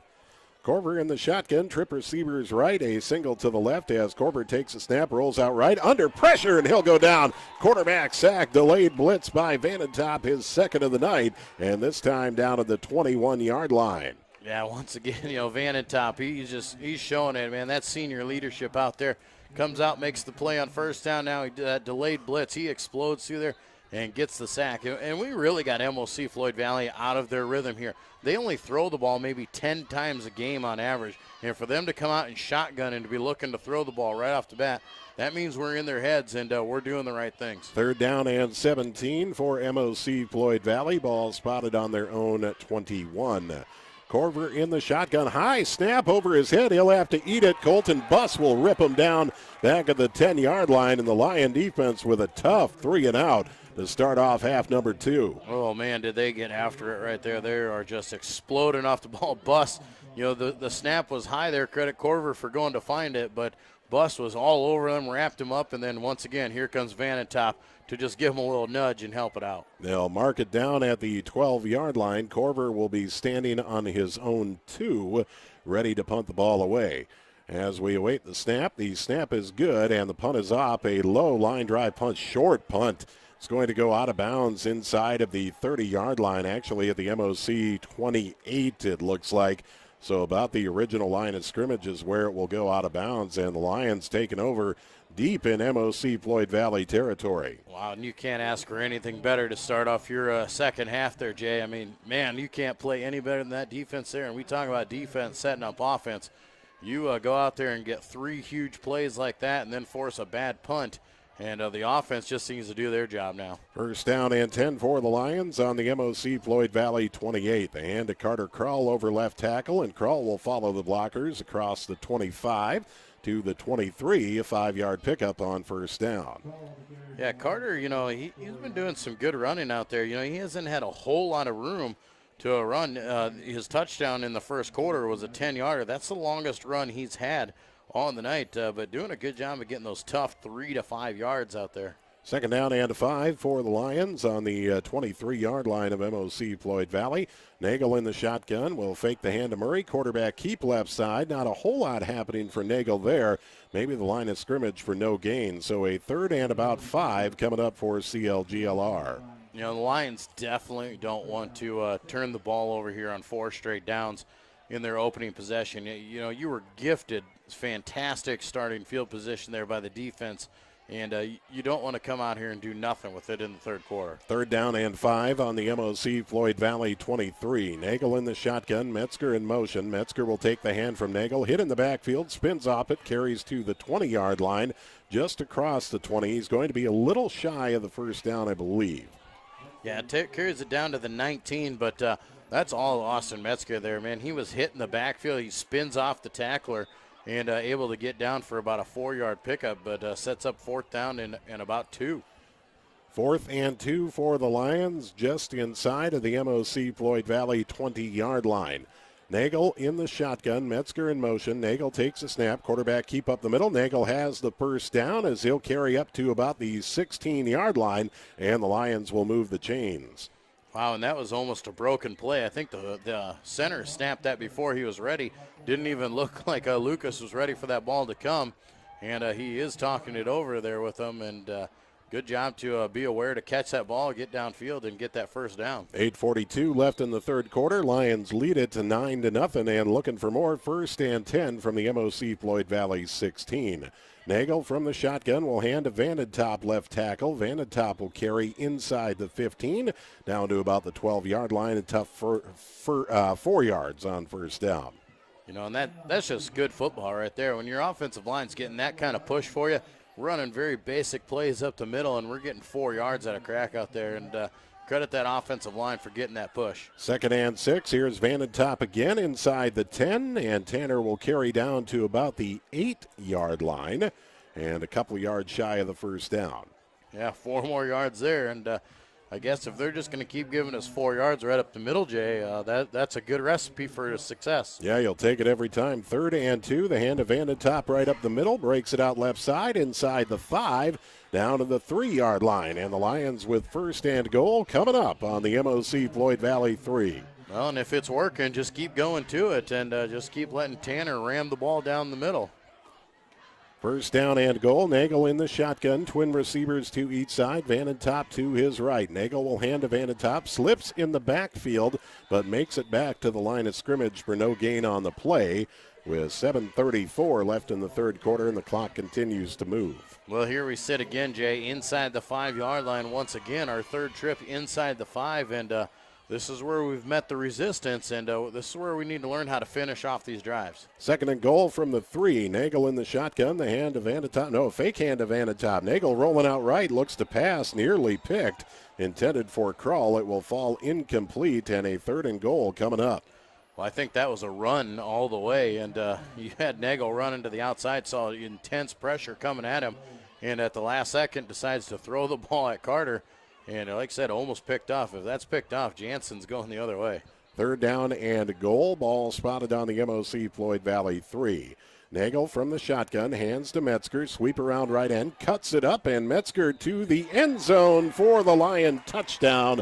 Austin Metzger from 3 yards out, and with 7:05 left to play in the third quarter, Lions are on the board again, a 15-0 lead. Well, you know, that's a great cut there by Austin Metzger. He's coming there, and he's reading that first blocker for him. Does he break it to the outside, or does he cut it up the field? And does a fantastic job reading that blocker, cuts it up the field, takes the hit right at the goal line, and gets in for the 6. Well, the lead at 15-0 now. Extra point attempt coming up from Carter Krull. Trey Murray will do the snapping. Van Berkom will do the holding as the swinging gate comes in from the left. Krull steps it off. Snap is good. The hold is down. The kick is up, and the extra point is good. 7:05 left to play in the third quarter. 16-0. Central Lion George Little Rock leading MOC-Floyd Valley from Dicknall Field in Rock Rapids. This is Lion football on the Central Lion Broadcast Network. Frontier Bank is more than a bank. We're a community. Banking locally with Frontier Bank means that your money circulates within the community, funding small business lending and benefiting our local citizens, farmers, and neighborhoods. Frontier Bank is a community bank with leading-edge technology, including interactive teller machines and mobile deposits. Keep your deposits local and our community strong with Frontier Bank. Back at Dicknall Field in Rock Rapids, along with Joel Viss, I'm Jay Kelly. 7:05 left to play in the third quarter. 16-0 the lead for Central Lion George Little Rock. A 3-yard touchdown run from Austin Metzger. Carter Krull with the point after, and the Lions now up 16-rip. Ensuing kickoff coming up from Krull is a high end-over-end kick, angling out of bounds again. Weiss, it hits him, and so a alert Dutch up back will fall on it at about the 19-yard line, where MOC-Floyd Valley will take over first and 10. Yeah, I think Weiss was going to come up and try and catch that one, and saw it was going to fall short. Then he tried to lay up and let it bounce out of bounds like they did earlier, but hits him right in the feet and actually stays in play there. That's a live football, and good job by the up back to make sure he jumped on it. Ball will be spotted on the 20-yard line of MOC-Floyd Valley. First down and at 10 for the Dutch. As Corbro will line up under center, calls it out, takes a snap, the hand over the left side to Fisher. Nothing doing there. He's hit at the line of scrimmage, tripped up for no gain. Yeah, Fisher is just fighting for everything. They might give him a yard of forward progress on that, but Lion defensive line, that front 7 is just really getting after it here tonight. 6:44 left to play in the third quarter. Clock on the move. A 16-0 lead for Central Lion George Little Rock over MOC-Floyd Valley. Second down and 9 for the Dutch. Corver back to the shotgun, takes a snap, dropping back to pass, looking over the middle of the field, and the catch is made by Weiss at the 28-yard line. He'll carry across the 30 out to the 32. Good yards after catch, and MOC-Floyd Valley moves the chains. Yeah, going to be a 10-yard pickup there for Weiss, and like I said, he caught it after about 6 yards and was wrapped up immediately, but kept the wheels moving there and able to get first down yardage. First down and 10 for the Dutch. The ball spotted on their own 32. 6:15 left in the third quarter. Clock on the move. Lions lead it 16-0. Corver under center with the I-backs behind him, takes a snap, quick pass up the middle, and the pass is caught. There's Jansen again. He'll carry across the 45 out to the 48-yard line, and a nice big pickup on a quick hitter over the middle. Yeah, 17 yards on that one there, and like I said, a quick hitter, Jay, and that's definitely something that they got to go to. is when they try and drop back to pass, we've been all over them, just sacking them in the backfield like nobody's business. And but they've gone to that quick passing game, not giving us a chance to get to Corver. And they're delivering out there, and we're starting to struggle to tackle those receivers. First down and 10, MOC-Floyd Valley with the ball spotted on their own 47-yard line. Corver under center, twin receivers right, a single to the left, a deep back behind him, and Corver takes a snap, the hand to that deep back, that is Fisher, and Parker Netton will stand him up at the line of scrimmage for no gain. Man, that's just a great hit there by Parker. Parker's been there all night long, just filling the gaps, filling the holes there, and he's really been hitting hard out there. Gage Fisher's just, I mean, he's a tough running back out there, and he's hitting the hole with some good speed, but Parker's just not giving an inch. Second down and 10 for MOC-Floyd Valley from their own 47. 16-0, Lions lead it with 5:15 left in the third quarter, clock on the move. Corver in the shotgun, takes a snap, dropping back to pass, looking right side of the field, deep down the sideline, overshoots everybody, and the pass will fall incomplete, intended for Weiss, and a 3rd and 10 coming up for the Dutch. Yeah, 3rd down and 10 here, and MOC-Floyd Valley trying to air it out, trying to change some things up, and they're having a little bit of success, but when you're down 16-0, you definitely got to get something going in your favor, and MOC-Floyd Valley, if nothing else, they need to score just for morale's sake. 3rd down and 10 for the Dutch. Ball spotted on their own 47. Twin receivers to each side. Corver in the shotgun, dropping back to pass. Under pressure, steps up in the pocket and runs with it into Lion territory. Carries down to the 45-yard line of Central Lion George Little Rock. He'll be a couple yards shy of the first down, and we'll see what the Dutch elect to do here. Yeah, it looks like that was a great play there. He's faking down there, saw that there was great coverage downfield by the defensive backs, just takes off and runs and gets about 2 yards shy of the first down marker there. 4th down, and MOC is going to go for it. 4th down and 2 for the Dutch. Ball spotted on the 45 of Central Lion George Little Rock. Twin receivers will line up to each side. They'll line up in a punt formation as Corver is back deep now on his own 44. Corver takes a snap, steps up, and does punt it away. It's a high spiraling punt, bounces inside the 10, inside the 5, down to about the 4-yard line where the Lions will take over, 1st down and 10. So MOC-Floyd Valley with a punt that will flip the script field position-wise. 4:10 left to play in the third quarter, and now the Lions will have to go a long way with that 16-0 lead. You know, and that's probably a good decision there by them, not to try and take the chance. It's still in the third quarter. You got time. You're only trailing by 2 touchdowns there. Play the field position game. But that's definitely the effectiveness of having Corver as the punter. We're lined up as if they were going to go for it.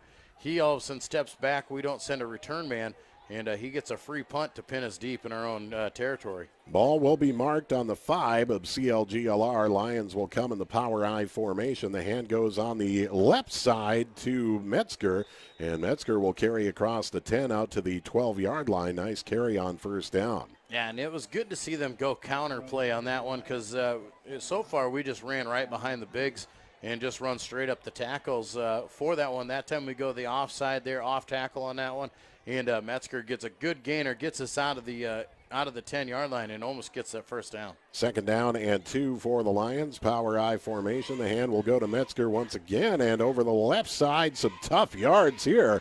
Out to the 17-yard line, 18-yard line even, and a nice tough run for Austin Metzger right there. Yeah, Austin Metzger, man, that kid's just got effort all over him, and he's definitely not a big kid, but he runs like he is. And when he gets the ball going, I mean, he's only 165 pounds on the paper. So, I mean, you know, he might not even be that big, but when he runs, I mean, he runs like he's a 200-pounder. 1st down and 10 for the Lions from their own 18. Power I formation. Nagel will line up under center. Slide across motion in the backfield as the hand goes to Metzger over the right side. He'll bury the shoulders and carry across the 20 to the 23-yard line. And a nice 5 or so yards on 1st down. Yeah, and they're just really working Austin here and just going to kind of ride on him and let him keep turning out the yards out there and just following the big guys out there. You put Meyer out there at that power back spot. You got Tanner Vanentop in between you, and Lions doing a good job playing power football. 2nd down and 5. Nagel in the shotgun. The hand on Metzger on the sweep around right end. Metzger will carry maybe for a yard, but that's about it. Not much on the play, and a 3rd and 5 coming up. Yeah. And Austin's got to be tired out there. I mean, he's just running it consistently up and down the field out there, and he'll take every carry you give him. But eventually we're going to have to try and find one of our different weapons here. Otherwise, we're going to wear this kid out. Ball spotted on the Lion 23-yard line, 3rd down and about 5. Nagel in the shotgun with a receiver to each side. Man in motion, left or right to left. Nagel will fake to the motion man. Quarterback keep up the middle. Nagel breaks it out right sideline. He's got open territory. He's screaming down the field. Northbound. Lucas Nagel's going to take it all the way. 77 yards to the house. Lucas Nagel on 3rd and 5 with 2 minutes exactly left to play in the 3rd quarter. The Lions are on the board once again. Wow, Lucas Nagel, man, he should have probably, I don't even know if he really was going to get the first down on that one. And he takes off to the races and gets down the sidelines, breaks some tackles, but some laundry on the field is going to negate it. Oh, boy. Flag nobody saw at the other end of the field, and it's a holding call against Central Lion George Little Rock, so call it all back to the other end of the field here. Man, such a great run there, too, by Lucas, man, to get out there and get down a good strong run there and then just turns on the afterburners. It showed just how fast that Lucas really is. Well, from the holding spot foul, ball will be spotted back on the Lion 20-yard line. So now a 3rd down and 8 for Central Lion George Little Rock with the ball spotted on their own 20. 2 minutes left to play here in the 3rd quarter. 16-0 lead for the Lions. Nagel in the shotgun, calls it out, takes a snap, hands to the motion man around left end. This is Carter Krull trying to stretch it out. MOC-Floyd Valley with great pursuit. They'll take him down at the 19-yard line, and the Lions will be forced to punt it away. Yeah, man, and that just tells you what a flag can do for you, man. You're downfield, you go from having a 77-yard touchdown to blow things open. That flag brings it back, and then a 2-yard loss, and here we are punting the ball away. Colton Buss will line up on his own 5-yard line, calls for the snap, a high one. Colton corrals it and gets off a nice high spiraling punt.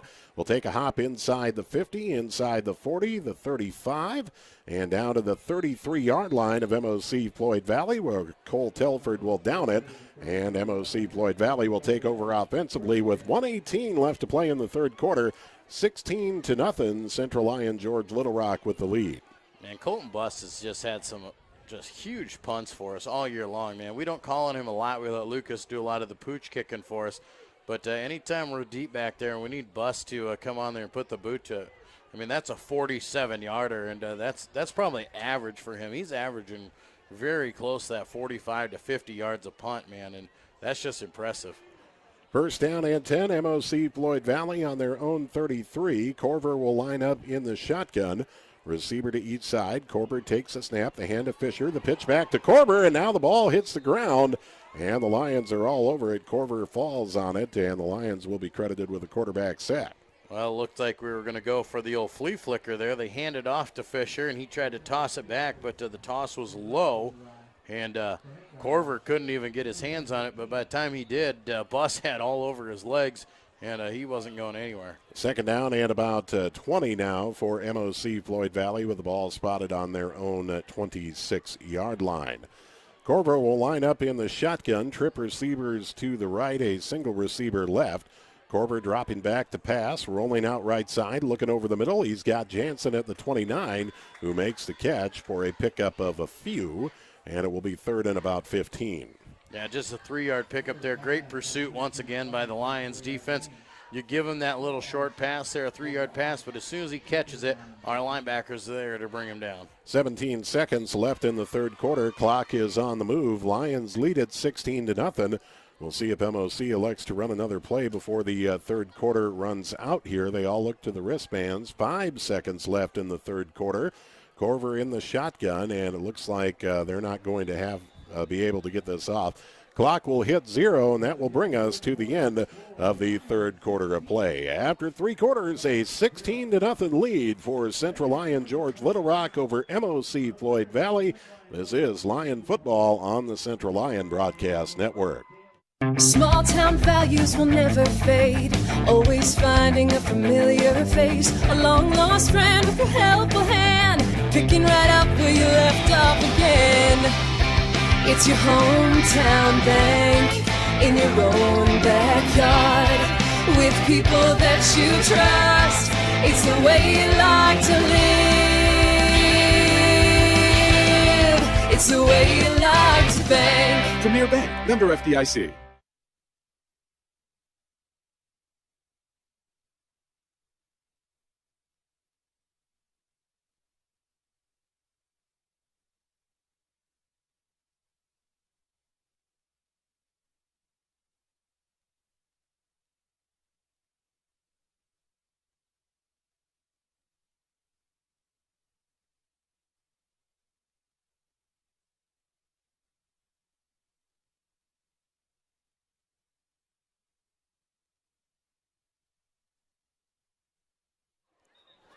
Back at Dicknall Field in Rock Rapids, along with Joel Viss, I'm Jay Kelly.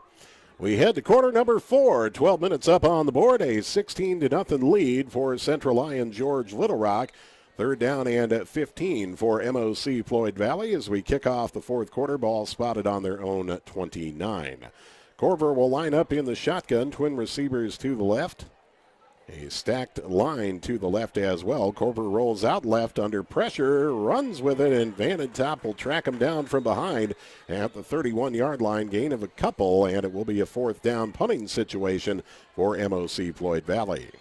Yeah, Lions defense, they're just playing so well right now. They're really flying to the football and doing a great job of tackling out there. MOC-Floyd Valley forced to punt the ball away again. And we'll see if the Lions can get a good return and see if they can get this ball and maybe start with some outstanding field position. Corver back on his own 22-yard line, awaiting the snap for the punt. The snap is good, and the punt is off. A short end-over-end punt inside the 35. Cole Telford will pick it up at the 26. Believe he stepped out of bounds when he picked it up, and that's what they will call. They'll mark it at the 25, where the Lions will take over first and 10. During the intermission between the third and fourth quarters, the 7th and 8th grade footballers were honored here in front of the hometown crowd. Yeah, it's good to see the future of CLGLR football out there on the track, and there is a lot of them, Jay. I think we've got 40-plus in the 7th grade, and I think we've got 30-plus in the 8th grade. So you got 70 kids down there in those lower levels, and not only is there a lot of them, they play good football. They're undefeated on the year. Both those squads have not lost yet on the year, and they're getting close to finishing out their season. Coach has got to be licking their chops there. Nice to see those numbers. Nagel on first down, right over the right side, or run over the right side, I should say. Pickup of 1 on the play, and the Lions will have a second down and 9 from their own 26. Yeah, Lions get the clock moving here in the fourth quarter, and we've got things going once again, and the clock definitely in our favor. 16-0. Not a great lead for us, but a substantial lead, and the clock is definitely going to be our friend. Nagel in the shotgun on 2nd and 9, takes a snap, the hand to Carter Krull around left end, and Krull will be hitting the backfield and drop back at the 24-yard line, a loss of 2 on the play, and the Lions now with a 3rd and 11 from their own 24. That's one of those things out there, Jay. We play as good as we've really played out there, with that 16-0 lead. We've really done a nice job. But there's some things that we have done not so well out there. And MOC-Floyd Valley has really adjusted well defensively and taken us out of our game plan. That'll be something our coaches are definitely going to work on in the next week. 3rd and 11. Nagel will throw down the left sideline for Hymanson. Pass is incomplete. And a 4th down, 3 and out for the Lions. Lions forced to punt it away. Right away. Yeah, absolutely. We didn't work. We only worked about a minute off the clock there in that set, and they still 10 minutes on the clock. And we're gonna call on the leg of Colton Buss once again, and we'll see if he can boot this one and give her a ride. Buss will line up on his own 11-yard line. Calls for the snap, gets a good snap, and gets off a high, towering, spiraling punt. Wow! Yeah, it's muffed by MOC. And I believe the Lions might have covered it up at the 17-yard line. Cole Telford was down there. No, they're going to see MOC got it. Man. Wow, that was above the light towers. That was a high spiraling punt. And Shaden DeHaan, the return man for MOC, hit off his shoulder pad. No doubt he probably lost it up there. Well, it went over his head. That ball went 58 yards, and it went 58 yards in the air because it hit him right in the shoulder pads. I think he was trying to run back and get underneath it and couldn't. And man, that was a punt. That is a punt right there. First down and 10, MOC-Floyd Valley from their own 18. Corver in the shotgun with twins to each side. Takes a snap. Backfield pass to Fisher, and he's got room to roam as Fisher will be knocked out of bounds at the 28-yard line, close to the first down marker. Yeah, nice little pass play out there to Fisher. Get him out there in the open. He's really struggled to get free there, and credit MOC for trying to do that a little bit more. And man, they're going to be very close. They're going to say second down, but that is awfully close to first down yardage. Second down and short for MOC-Floyd Valley with the ball spotted just shy of their own 28-yard line. Corver with the I-back formation behind him, a split receiver wide to each side. Calls out the signals, takes the snap, dropping back to pass, and Corver looks right side, nearly intercepted Cole Hugedorn with a huge play for the Lion defense. Perfectly defended, and Cole almost had that pick there. Well, yeah, man, if he has one more step, he's probably got an interception on that one. And that might even be one you go back and look at. If he'd have played the ball, he might have got it. But credit a guy coming out there and getting some field time and jumps the route and gets a hand on it. Third down and short for MOC-Floyd Valley with the ball spotted just shy of their own 28-yard line. 9:45 left to play in the fourth quarter. Lions lead it 16-0. Corver under center, calls it out, hands to Fisher up the middle, pushing the pile forward, and Fisher looks to have the first down at about the 30-yard line. Yeah, Fisher he's so quick out there and he gets so low, it's tough to get him for no gain. I mean, we even brought the blitz on that one. Parker Netton just about got in there, got a hand on him, but he was so low that he was able to get the 2 yards needed for the first down. First down and 10, MOC-Floyd Valley with the ball spotted on their own 30-yard line. Will line trip receivers to the left, a single to the right. Corver in the shotgun formation, dropping back to pass. Corver under pressure, hit as he throws, and hit big time. It's a jump ball, and coming down with it at the 45-yard line of CLGLR is Jansen for MOC-Floyd Valley. A injured player on the 50 for the Dutch here. And I think for MOC-Floyd Valley, that injured player is Noah Fleming, a wide receiver. And looks like he's cramping up. They're stretching out his calf right now. Yeah, and he just kind of went down there on that one. He was running his route, and he was running with Austin Metzger, and he just went down. But like you said, Jay, man, that was a great job there. I thought the Lions had it all over that one, man. They laid a hit on the quarterback. That was just a duck floating in the air.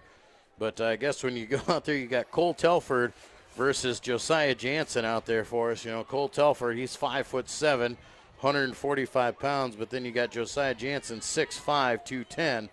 And I guess in that jump ball situation, that's just something you deal with. Yeah, Josiah's got the advantage in the jump ball every time there. Cole has got some mad athletic skills, but you're not going to jump Jansen too many times in that situation. Oh, but yeah, that was a wobbler. And nonetheless, a nice play there for both teams. I mean, you can't say nothing about the defense on that, but just a good play by the offense. And it's tough to see Fleming down there stretching out that calf muscle there. They are going to get him up. It looks like he will come off the field under his own power, so that's a good sign. Definitely looks like he's just cramped up. So, like you said, Joel Fleming will walk off under his own power. That's what you like to see. 9:19 left to play in the fourth quarter. Lions with a 16-0 lead, but only a 2-possession lead here. And MOC-Floyd Valley following that completion. Now they're threatening. They got the ball in Lion territory. First and 10 from the Lion 45. Yeah, you need a few breaks like that to go your way. You lob up a jump ball like that, you come down with it, 20-yard pickup, you're in Lion territory. And like I said, Jay, you're only down by 2 scores. If they can put something together, get on the board with, maybe they take 2 more minutes and 7 minutes still on the clock, that gives a team like MOC a little bit of momentum, gives them new life, and puts the Lions back on their heels. First down and 10, MOC-Floyd Valley on the Lion 45. Corver will line up in the shotgun, takes the snap, dropping back to pass, throws down the right sideline for Jansen. Telford's there to knock it away. Cole Telford got right in him and batted the ball down. Yeah, that was a great pass. That was a dart down there, and Telford running side for side, had good inside position, turned around, found the ball, and got a swat on it, got the ball up in the air, and that's just great defense there by Cole Telford. Second down and 10, MOC-Floyd Valley on the 45 of Central Lyon George Little Rock. 9:06 left to play in regulation, a 16-0 lead for the Lions. And the Dutch with second and 10, trip receivers to the left. Corver takes a snap, dropping back under pressure, fumbles the ball. It's on the ground, and I believe MOC got it at the 47 as Corver was about to be sacked. And coming up with it for the Dutch on the play was DeHaan. Yeah, Chad DeHaan coming after it, man. He got hit from behind. He was going down. The ball was free, and he couldn't get to it. And DeHaan came all the way from the sidelines there to recover that ball.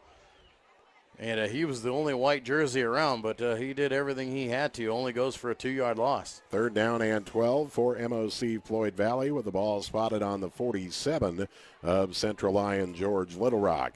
Corver in the shotgun, twin receivers to the left, a single receiver to the right, and up back standing to his left as Corver takes a snap, dropping back, a screen pass over the middle, nothing doing there, and Kalen Meyer even got a hit on him after he threw the ball. So a fourth down coming up for MOC-Floyd Valley. Kalen Meyer was coming, man. He was coming free off the edge there. He timed that perfectly. And, yeah, I know that you want to try and get that screen pass, but you need time for that screen pass to set up, and they had absolutely no time. Had to throw it a lot faster than he wanted to, and that sets up fourth down. Looks like the Dutch going to go for it this time around with 8:14 left to play. Down 16-0. Fourth down and 12 for MOC-Floyd Valley from the 47 of Central Lyon George Little Rock. Corver in the shotgun, dropping back under pressure again. He'll be brought down back at the 46-yard line of MOC-Floyd Valley. Lucas Nagel, Parker Netton, take your pick on that QB sack. I don't know who was all in on that. Like I said, Nagel was the first one to get there. Then Jackson Jagger came in from the defensive tackle spot, and he got in on that sack. And then, yeah, Netton was there to finish it off. Defensive meeting at the quarterback. 8:08 left to play in the fourth quarter. The Lions force the turnover on downs, and they will take over in MOC-Floyd Valley territory at the 46 of the Dutch with a chance to assault this one away. Nagel in the shotgun on 1st and 10. Nagel calls it out. Quarterback keep right up the middle, and Nagel will carry to about the 43-yard line. Tough 3 yards on first down. You know, that's one thing out there, Jay, is we haven't been overly sharp here in the second half on the offensive side of the ball. And, yeah, we've got a lead with 7.5 to play out here. But you can bet that they're going to try and not just milk the clock away. The Lions are going to try and do some offense and see if they can't fix what they've had going wrong so far. Second down and 7. The hand goes to Vanentop up the middle, and the big train's rolling down the left sideline. Tanner Vanentop will take it down to the 25-yard line of MOC-Floyd Valley. And that's what you need, 17 yards out of your fullback taking off down the field, and he's just running strong with it. And just a big guy. And late in these games, that's what you need. You need your big guy to run hard like that because he makes it really hard to take down. First down and 10 for the Lions. The ball spotted on the MOC-Floyd Valley 25. Nagel in the shotgun takes a snap. The hand up the middle to Vanentop, and he'll just put his shoulders down into the crowd for a tough few yards to the 23-yard line, and the clock will continue to move. Yeah, Vanentop, he's just going to be the guy we're going to have to use here. And see if we can't, like you said, salt this one away and ride the shoulders of those running backs. Keep the clock moving and try and punch one in here and go up by 3 scores, and that'd pretty much be the nail in the coffin if they can score this time around. Second down and 8 from the MOC-Floyd Valley 23. Nagel takes a snap, the hand on the counter over the right side. Believe that was Telford on the carry, and across the 20 to about the 17. Yeah, about a 6-yard pickup there for Cole Telford. Just his second carry on the night, and as explosive as that kid has been, you don't see him a lot out there on the field because we use him a lot on the defensive side of the ball. We try and keep him fresh. Third down and 3. Nagel in the shotgun takes a snap. The hand to Trey Murray up the middle, and Murray will get about a yard down to the 16-yard line. So the Lions looking at a fourth and a long 1, short 2, whatever your preference, with 6:15 left to play and the clock on the move. Lions lead it to 16-0.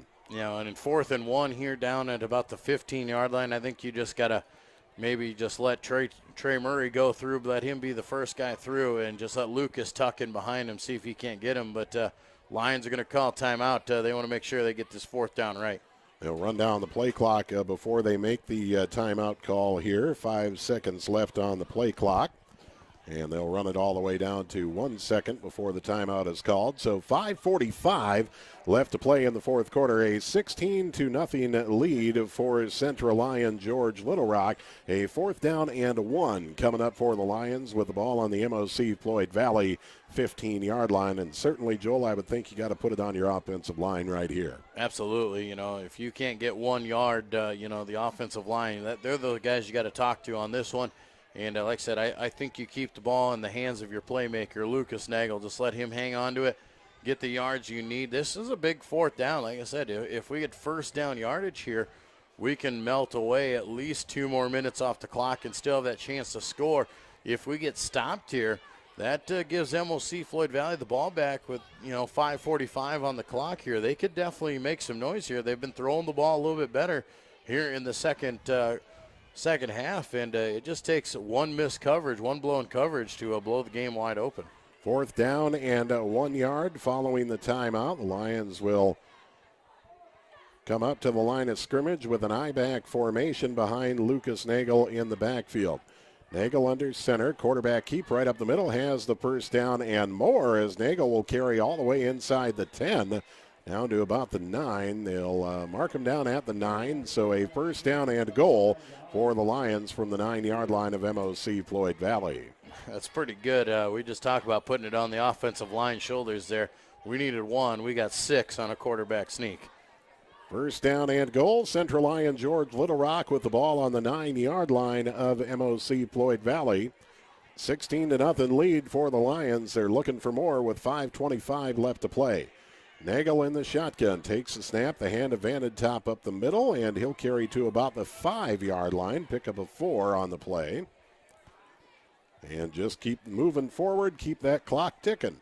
Yeah, inside the 5 once again here. This has been the struggle part, though, for the Lions, Jay, is when we get inside the 5, it allows the defense to tighten up a little bit and doesn't give us as much room, and we've struggled a little bit. 2nd and goal from the 5 of MOC-Floyd Valley. Lions will take their time here as they show Cole Telford in motion, but now they'll come back. Nagel looking to the sideline. Still 10 seconds left on the play clock. Vanentop to Nagel's right. Twin receivers to each side. Vanentop will take the handoff up the middle and waltz into the end zone with a dive for Tanner Vanentop. From 5 yards out, the Lions are on the board with 4:38 left to play, a 22-0 lead. And that's just a great drive right there, putting it together. You're milking time off the clock, just putting together 4 or 5-yard runs like that. And finally, Tanner Vanentop punches it in there. And the Lions doing a good job there. You saw Telford come across there, and we reset after that. That's a design deal, because when you see the defense trying to read your cadence and try and get the jump, because they're blitzing like that, we try and catch them off guard there, keep them on their toes and keep them honest, and that time we're able to get Tanner in. Point after attempt coming up. Trey Murray will do the snapping. Dylan Van Berkem on the hold, and Carter Krull on the extra point. It is up, and it is through. 4:38 left to play in the 4th quarter. 23-0. Central Lyon George Little Rock leading MOC-Floyd Valley. This is Lion Football on the Central Lyon Broadcast Network. Hi, this is Russell Forrest. It's a proven fact that as Americans, we're spending more time at work in order to make a living and less time with what we cherish most, our relationships with God, family, and friends. The staff at DeNoble Austin & Company PC, certified public accountants in Rock Rapids and Laverne, is dedicated to working alongside you to accomplish all your business and personal financial needs. By partnering with DeNoble Austin & Company PC, you can spend more time with family, friends, and at church making the memories that are priceless. Back at Dicknall Field in Rock Rapids, along with Joel Viss, I am Jay Kelly. 4:38 left to play. 23-0. Central Lyon George Little Rock with the lead on MOC-Floyd Valley. A 5-yard touchdown run from Tanner Vanentop. Latest score for the Lions. Looking for a homecoming win here for homecoming 2018. And more importantly, looking to get 1-1 in district play. Ensuing kick coming up from Carter Kroll, gives it the boot, a low line drive, end over end kick. It will be fielded by Fisher at the 10 to the 15 to the 20, 25, out to the 30, 35, 40, and Fisher is in the open. Fisher is running the other way, tracking him down from behind is Trey Murray, and he makes the tackle inside the 20. Great hustle by Trey Murray as he takes him down at the 17-yard line of Central Lyon George Little Rock. Yeah, there was just a huge hole right up the middle of the field there. And Fisher came through there, and he put a juke on Carter Kroll. Carter Kroll slips and goes down. And Trey Murray, man, he's the gunner, man. He's usually the first one down there to try and make the tackle, him and Telford. And he came all the way across the field, showed his speed to get that touchdown-saving tackle. Great hustle by Murray, never giving up on the play. And a first down and 10 for MOC-Floyd Valley with the ball spotted on the 17 of Central Lyon George Little Rock. With 4:23 left to play in the fourth quarter, Lions lead at 23-0. Corver in the shotgun, taking the snap, rolling out right, looking to pass, and the catch is made by Jansen right around the 10-yard line. Yeah, going to be about a 7-yard pickup there, just finding the big guy, just running a nice little out route, and Lions all over it, but a good pass for a good gain there. Second down and 3 for MOC-Floyd Valley. Ball officially spotted on the, we'll say the 11-yard line. Make it 2nd and 4 for the Dutch. The ball on the 11 of Central Lyon George Little Rock. Corver in the shotgun, twin receivers to each side as Corver takes a snap under pressure, rolling out left side. Corver has room to roam, and he'll run into the end zone for the MOC-Floyd Valley touchdown. The Dutch are on the board with 3:41 left to play. Now a 23-6 ball game. Yeah, and that's a tough deal there. The Lions kind of sitting back there looking for that pass. He takes off, has lots of running room, and gets in. Good tough run there to score and take the goose egg off the board. And it didn't take MOC long to get themselves back into this and only down by 2 scores. Point after attempt coming up for the Dutch here. We'll see if they elect to go for 2, and it looks like they're going to. So the Dutch going to go for a 2-point conversion right away here, as Corber will line up under center with an I-back formation behind him, split receiver wide to each side. Corber takes the snap, rolls out right, looking to pass. He'll flip it over to Fisher, who will be stopped. 2-point conversion is stopped by the Lions, and no good. 3:41 left to play in the fourth quarter, 23-6. Central Lyon George Little Rock leading MOC-Floyd Valley. This is Lion football on the Central Lyon Broadcast Network. Central Lyon Community School District, setting the standard for success. Here at Central Lyon, we have a tradition of excellence and take pride in our quality education. Central Lyon has undergone many changes over the years, but our mission has remained the same: to provide an education and the opportunity for all students to become productive, lifelong learners. Our rich history combines with our state-of-the-art facilities to give students the best of both worlds. Our students have access to the newest technology, dedicated teachers, and a community that supports our efforts. Central Lyon Community School District, setting the standard for success. Back at Dicknall Field in Rock Rapids, along with Joel Viss, I'm Jay Kelly. 3:41 left to play in the fourth quarter. A 23-6 lead for Central Lyon George Little Rock. Corber with an 11-yard touchdown run for MOC-Floyd Valley. The 2-point conversion was no good. The latest score of the night, aided by the big kick return from Fisher. Now MOC-Floyd Valley trying to claw their way back into this, still down by 3 possessions with the missed 2-point conversion. So we'll see what the Dutch elect to do here with 3:41 left to play. Ball is teed up. First kickoff coming up here for MOC-Floyd Valley. Pardon me, second kickoff coming up. They did kick to open the game, and it's Gonzalez once again. Gonzalez on the onside kick to the near sideline through the hands of Hoogadorn, and I believe MOC-Floyd Valley got it. Yeah, at the 37-yard line. Thought that Metzger had fallen on it for the Lions, but he couldn't handle it either. And MOC will cover the onside kick.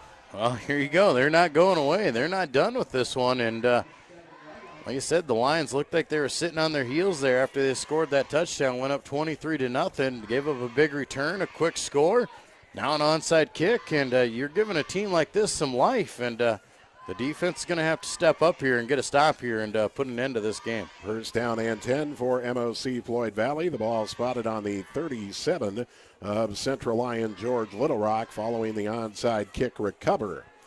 3:36 left to play. Lions lead at 23-6. Corver in the shotgun, dropping back to pass, looking over the middle of the field, has a man, and the catch is made at the 22-yard line. And DeHaan coming up with it. He is down after the hit from Cole Hugedorn. You know, DeHaan, we saw him go down a little bit earlier with a cramp, but this time he goes down again after a 15-yard pickup. Took a pretty good hit there from Hugedorn. But once again, first down, and MOC-Floyd Valley threatening once again, and Lions are going to have to step up here. Ball will be placed on the 20-yard line of Central Lyon George Little Rock. First down and 10 for MOC-Floyd Valley. Corver in the shotgun, twin receivers to each side. On first down, Corver dropping back to pass under pressure, steps up in the pocket, runs with it, and he'll be brought down at about the 17-yard line, a pickup of 3 on the play. Clock will continue to move with 3:09 left to play. You know, and right there, that's a big play right there. If he gets away from that one, gets a big first down, and keeps them going, they're really going to get us guessing here, and they're doing a nice job of moving the ball right now.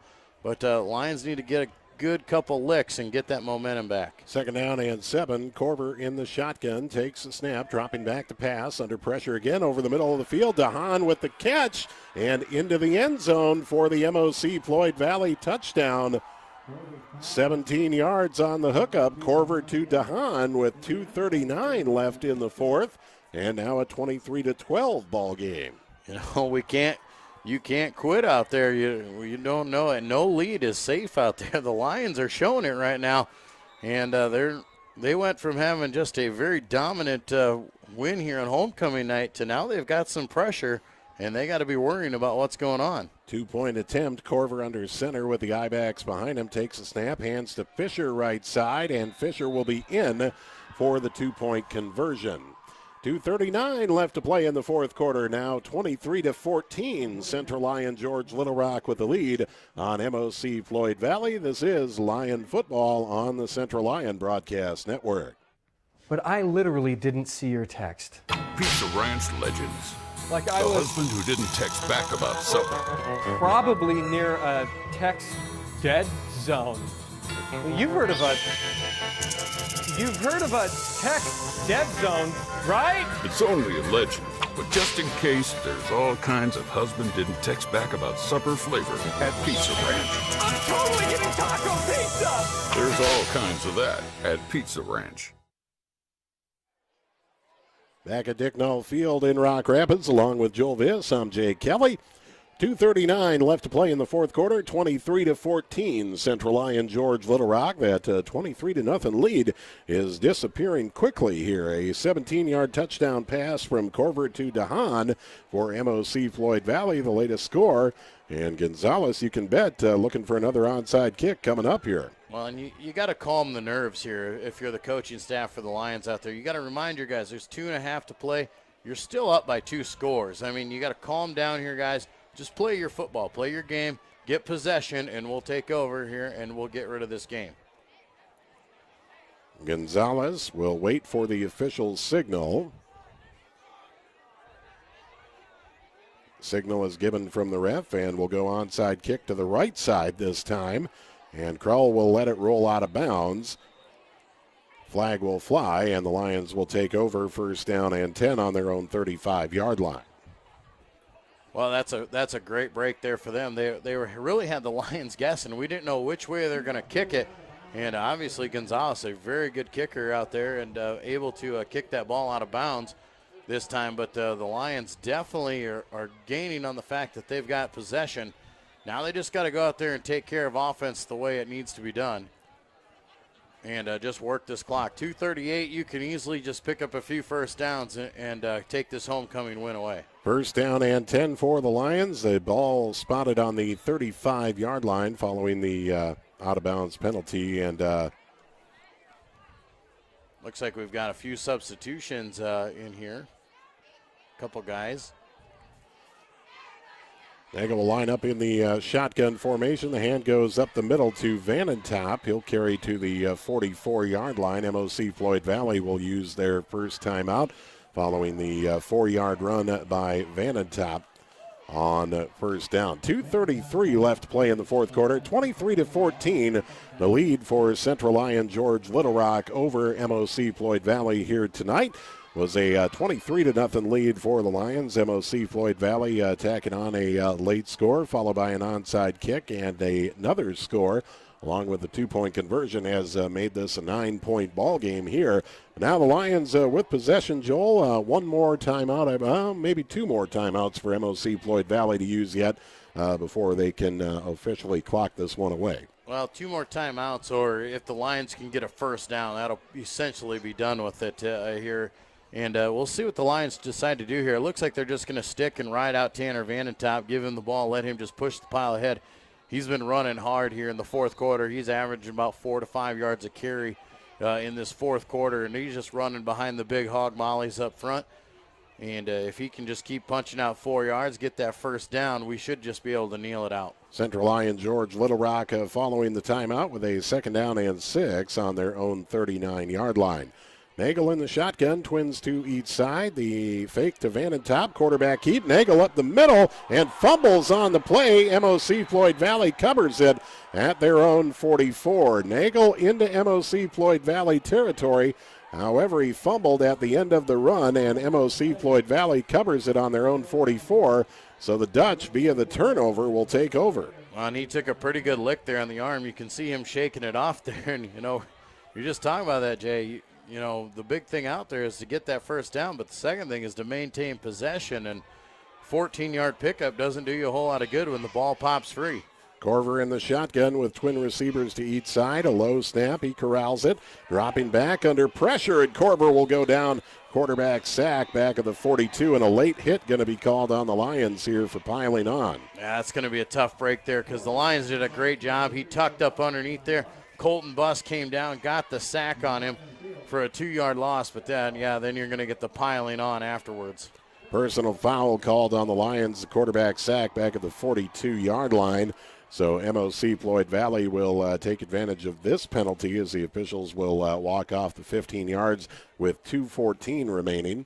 23-14 the lead for Central Lyon George Little Rock. Still a 2-possession lead for the Lions here as the officials will mark it up to the Central Lyon George Little Rock 43-yard line. Well, with the way they are at kicking onside kicks here, Jay, we still got to play strong here with 2:14 to play. First down and 10. Corver in the shotgun. Trip receivers left. A single to the right. He's got an up-back standing to his right as Corver takes the snap, dropping back to pass. Corver under pressure once again. Lets it go down the middle of the field and nearly intercepted. Yes, it is. Carter Krull comes up with it. Gave himself a little tip drill and comes down with it at the 13-yard line. Well, I was nervous there because he tipped it up in the air, and DeHaan was running after it. I thought DeHaan might get a shot at it, but Carter able to tip it to himself and regain control. And the interception there for the Lions, give them the ball back and bail themselves out a little bit. First down and 10 for the Lions. Deep in their own territory, though. The ball spotted at their own 13-yard line. 2:01 left to play. Lions lead it 23-14. MOC-Floyd Valley still with a couple of timeouts left. Nagel takes the snap, the hand up the middle, and I believe that was Vanentop on the carry to about the 15 or so. There will be a pick of about 2 or 3 on there, but all important is he maintained possession. And that's their second time out there for MOC-Floyd Valley. Just one more to go here. Second down and about 7 for the Lions. 1:55 left on the game clock. As Joel just mentioned, MOC can stop the clock one more time. A second down and 7 coming up for the Lions, who still have a 2-possession lead at 23-14. It was a 23-0 advantage for Central Lyon George Little Rock. Couple late scores by MOC-Floyd Valley has made this a closer game now at 23-14. Well, and they gave you some uneasy feelings out there. They got them 2 touchdowns and then had the ball back on the turnover, Jay, and you could feel it out there.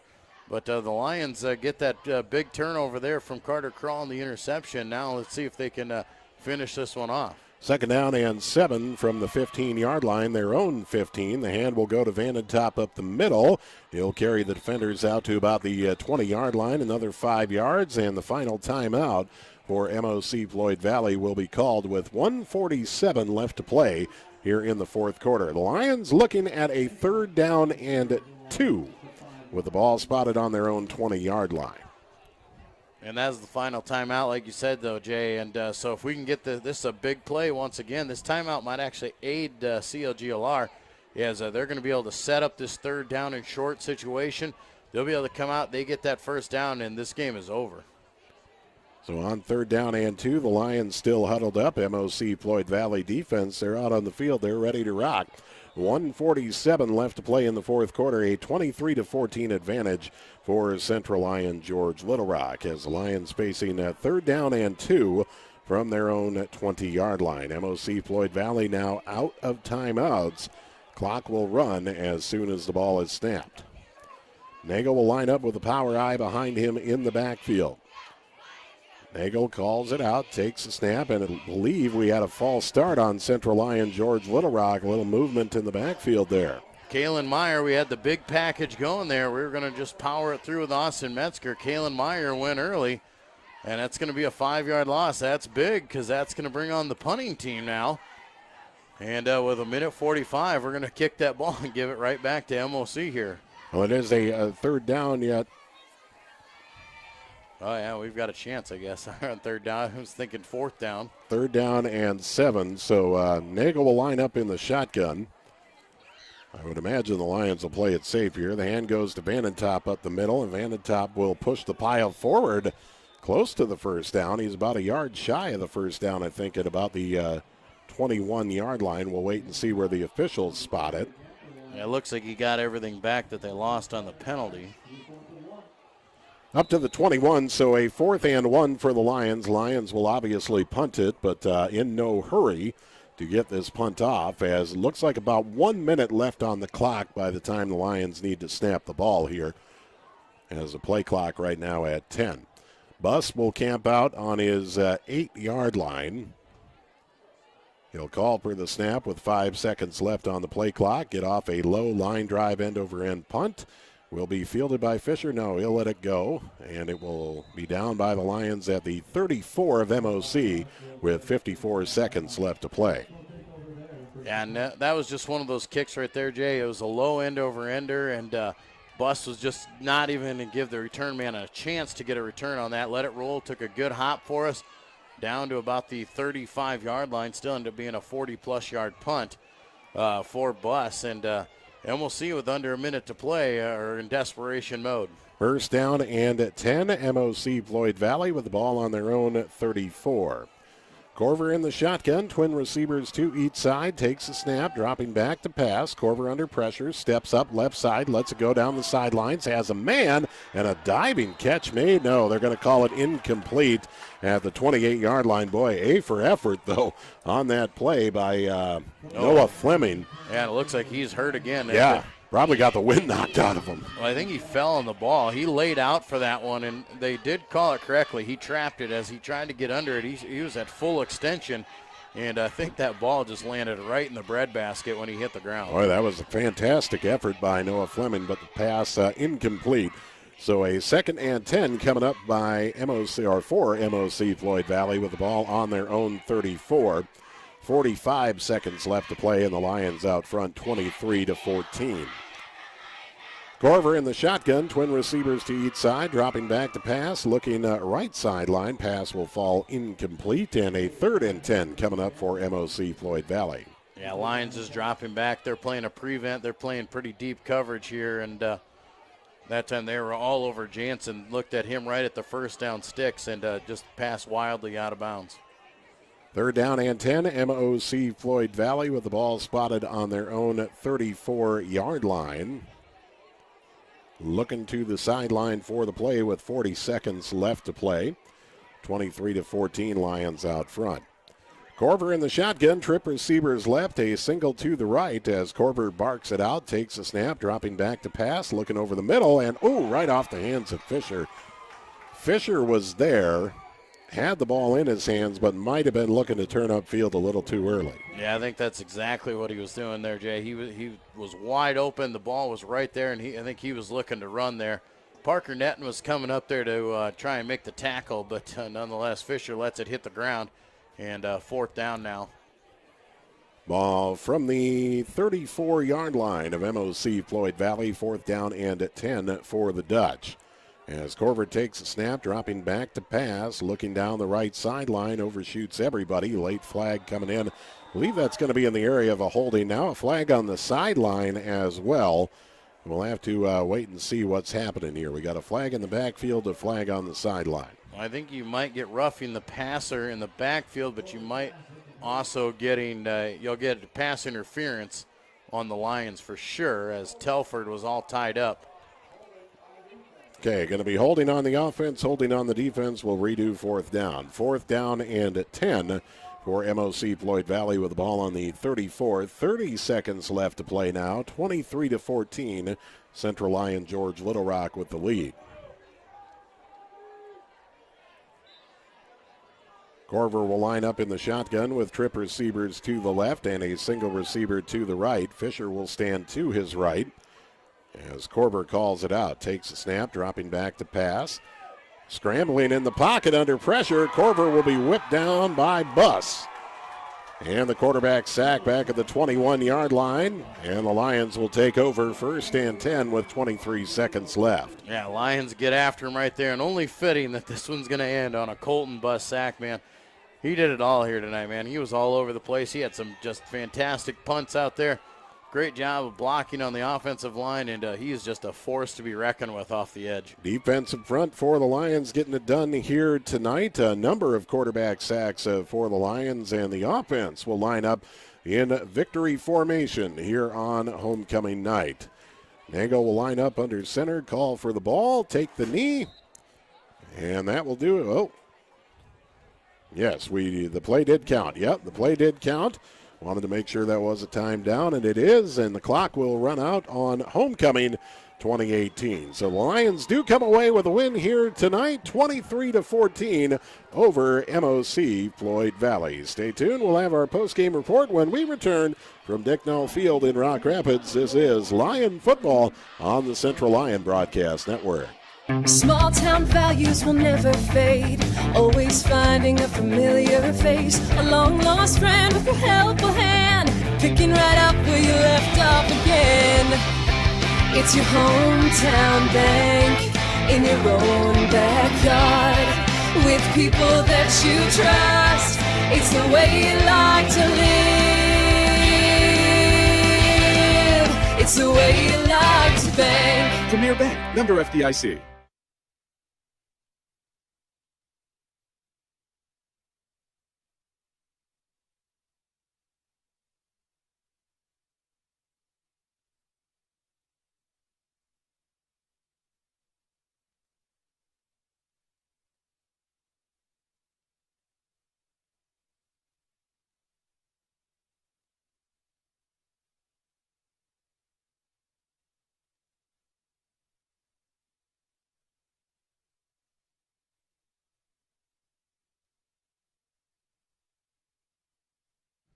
But I literally didn't see your text.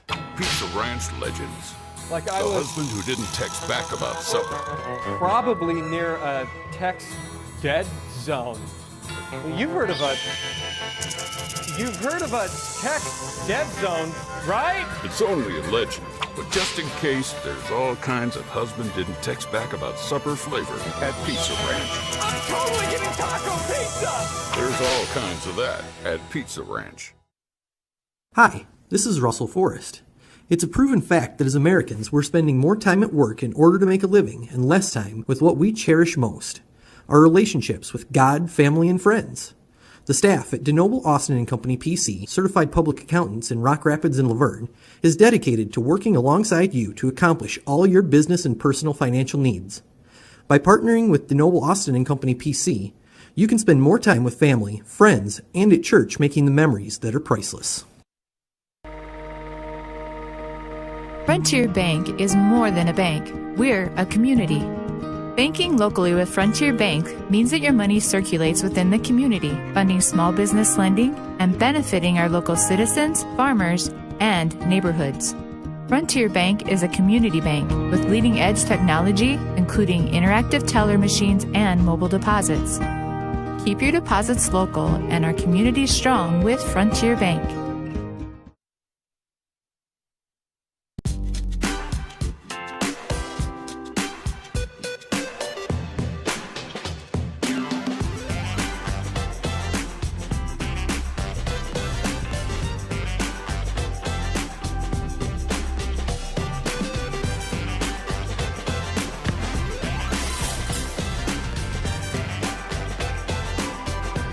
Make your move to the largest orthopedic physician team in the region, Avera Orthopedics.